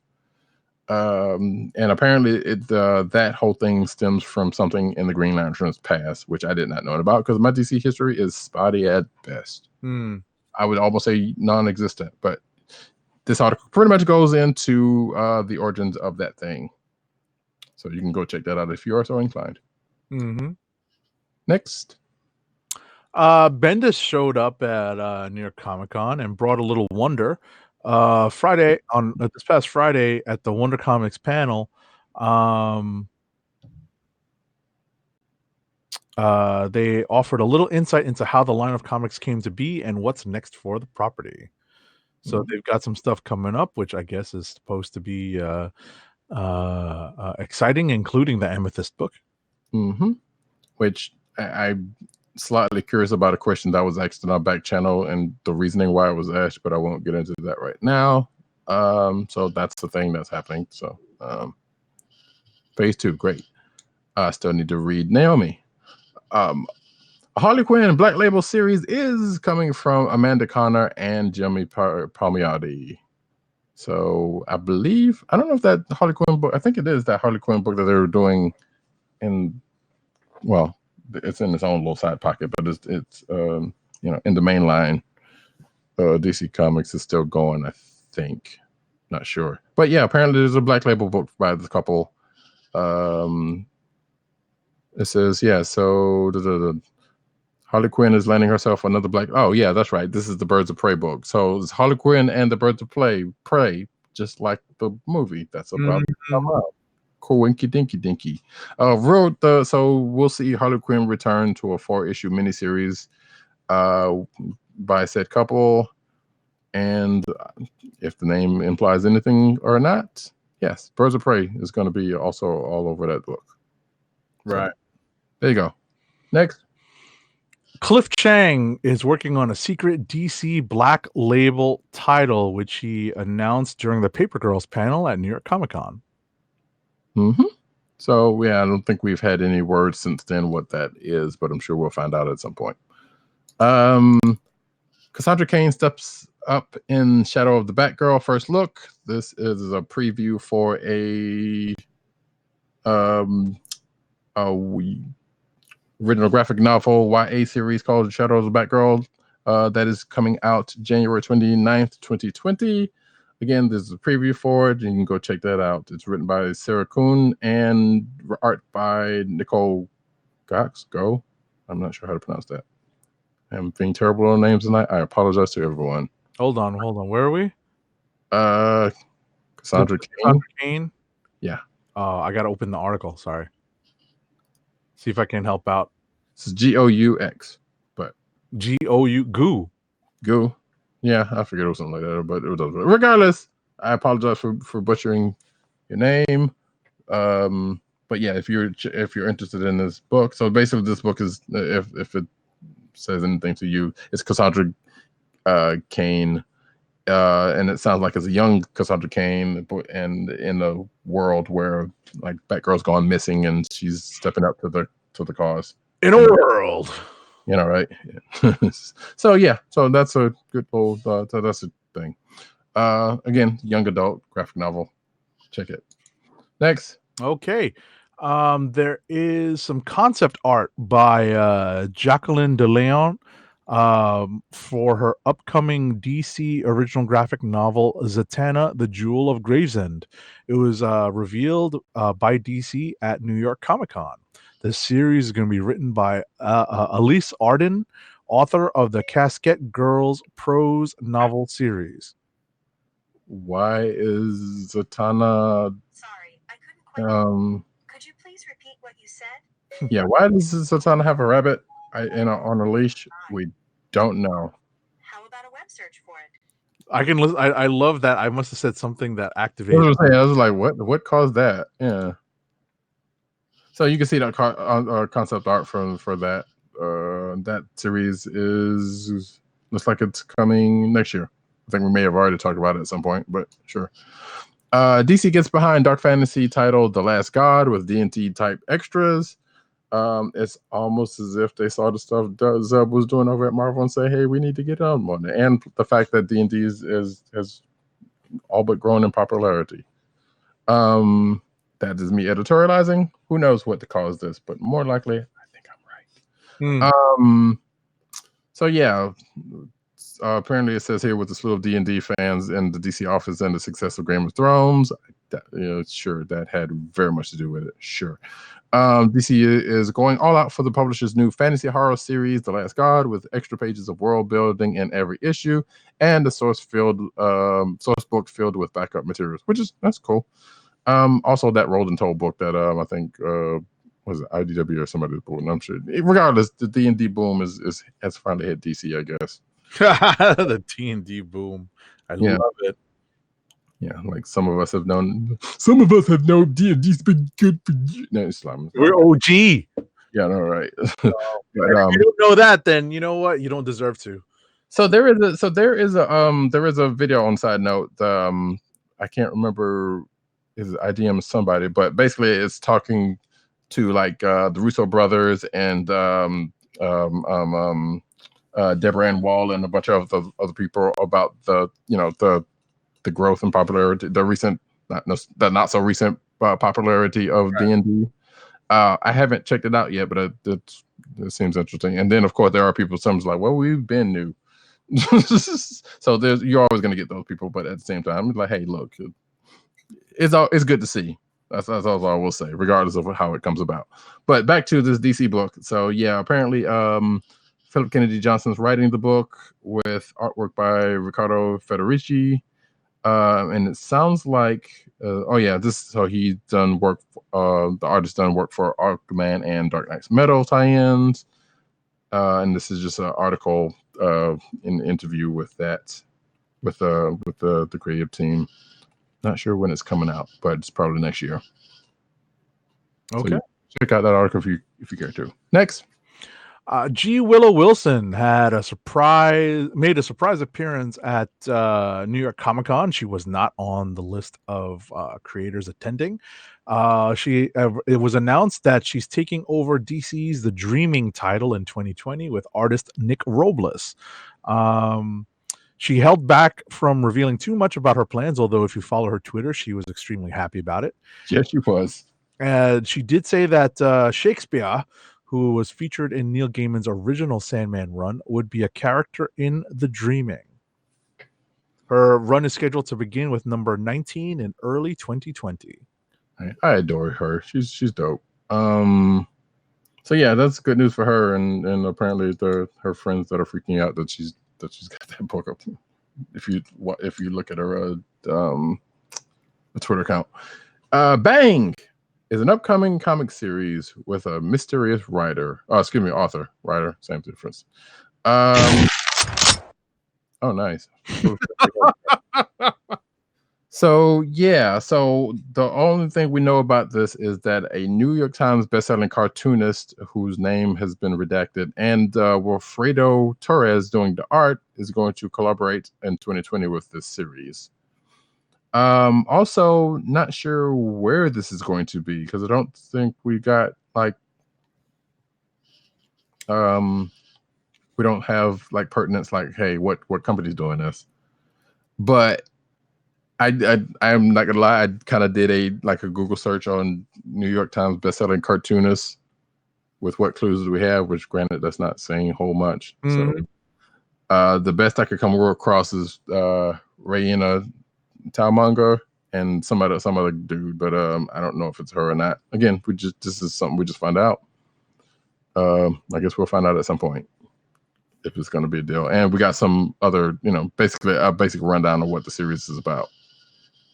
So we just don't know who the writer is going to be. So I'm not sure why there's a bigger move, but it must be something big. Next up, John Layman and Nick Bradshaw take you to Bermuda in 2020 under IDW Publishing.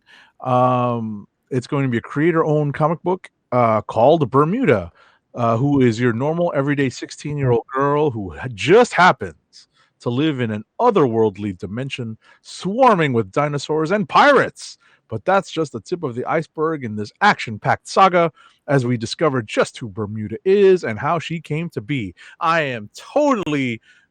Ben Percy has rubbed off on me, apparently. But no, that's not how he sold X-Force and Wolverine, but I definitely got into the spirit. Yeah, I will. Yeah, so that's that. Cool. Stay tuned for more on that, I guess. IDW, speaking of, promotes 4 in editorial department. So congrats to those 4 folk. Yay. Yeah. Next up, Queer Latinx Artists Adult Comic Kickstarter earns nearly 300% of its goal. Hey, people love them some adult comics. Yeah, apparently. Queer Latinx, that's a market that's not tapped. Yeah, it's artist Amy Sotuyo. Okay. Yes. Cool. So let's see, the comic campaign for its print edition went live to September 23rd with a $4,000 goal and just blew that out in 2 days. So it says it's well over 7,000. Comic book Kickstarters kind of hit and miss a lot of times. Mm-hmm. Shout out to Iron Circus and Spike Troutman, doing your thing over there. But anyway, and it says here it's this particular Kickstarter though is over 10K. Okay. So that says a lot for this and the content and the supporter, right? And the supporters. Yeah. So that's dope. I like seeing things like that happen. Next up, Killer Man, graphic novel to tackle MMA and LGBTQ identity. Oh man, I wish I had the Cypress Hill. I know, right? I thought about that too. Yeah. How about we just Killer Man? So it's a new project from writers Steve Orlando and Philip Kennedy Johnson, which is the name we just mentioned, and artist Alec Morgan. It's coming from independent publisher Aftershock Comics. Okay. So I'm not going to go into that, but I will say just Killer Man is about forging your own identity in the shadows of the past. As for what else this is about, you can read the article for yourself. Cool. Mariko Tamaki has signed on to curate a line of LGBTQ plus graphic novels through publisher Abrams, announced in the New York Times this week. Named Shirley Books, the imprint is going to feature both fiction and nonfiction stories, focusing all aspects of life as a queer person, from triumph to tragedy.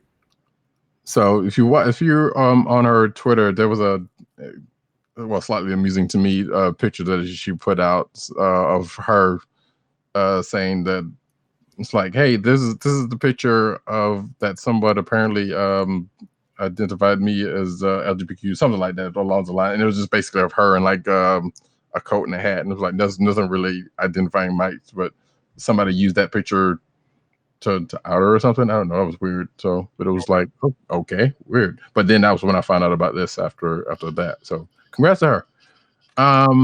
a real life Joe Kubert library to open in New York. So the Rochester Institute of Technology is breaking ground on a new facility to celebrate the late Joe Kubert, and to serve as a home for comics. The Joe Kubert Library of Comics and Popular Art is intended to be a world-class library, maker space, and an exhibition space with a foundational collection of Kubert's art at its core. Yeah, this is pretty cool. I think Adam Kubert is an alum of the Rochester of RIT, the Rochester Institute of Technology. This is not close to my house. This is like a 6+ hour drive from me. Oh dang! Okay. Way upstate. This is a lot. Oh, so it is an actual Rochester. Yeah, this is upstate. Gotcha. We're talking like not that far from Niagara Falls and Canada. Sure. Right. But hey, regardless, when it opens and it doesn't says it, but it does says RIT is currently accepting donated artworks, comics, and processed materials. Maybe you should put some of your Inktober stuff in there. Hint. I was about to say they're not going to get my copy of Heroes. That's the one thing I have signed by Joe Kubert. I got it before he passed away. Oh, nice. So yeah, no word on when this is going to open, but I'm sure we will definitely let you guys know when we find out. Next up. All right, the Spawn comic book series was honored at New York Comic Con because it broke the Guinness World Record for the longest running creator owned and supervised comic book. Which is weird because it's like, wait, didn't that book take a couple of significant breaks? Like, I know it's still, I don't know. It's hard to say simply because I wasn't paying attention. Isn't that the worst?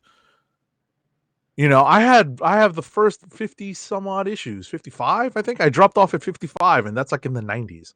Right. Because you would think a book going as long as that, you know, if it had been going sequentially as long as it would be well past 300. Exactly. Yeah. So, and I know it has taken a break or a couple of significant breaks, but I guess, you know, it doesn't really matter in the world record field. So shout out to good on them. Yeah, good on Todd, man. Yeah.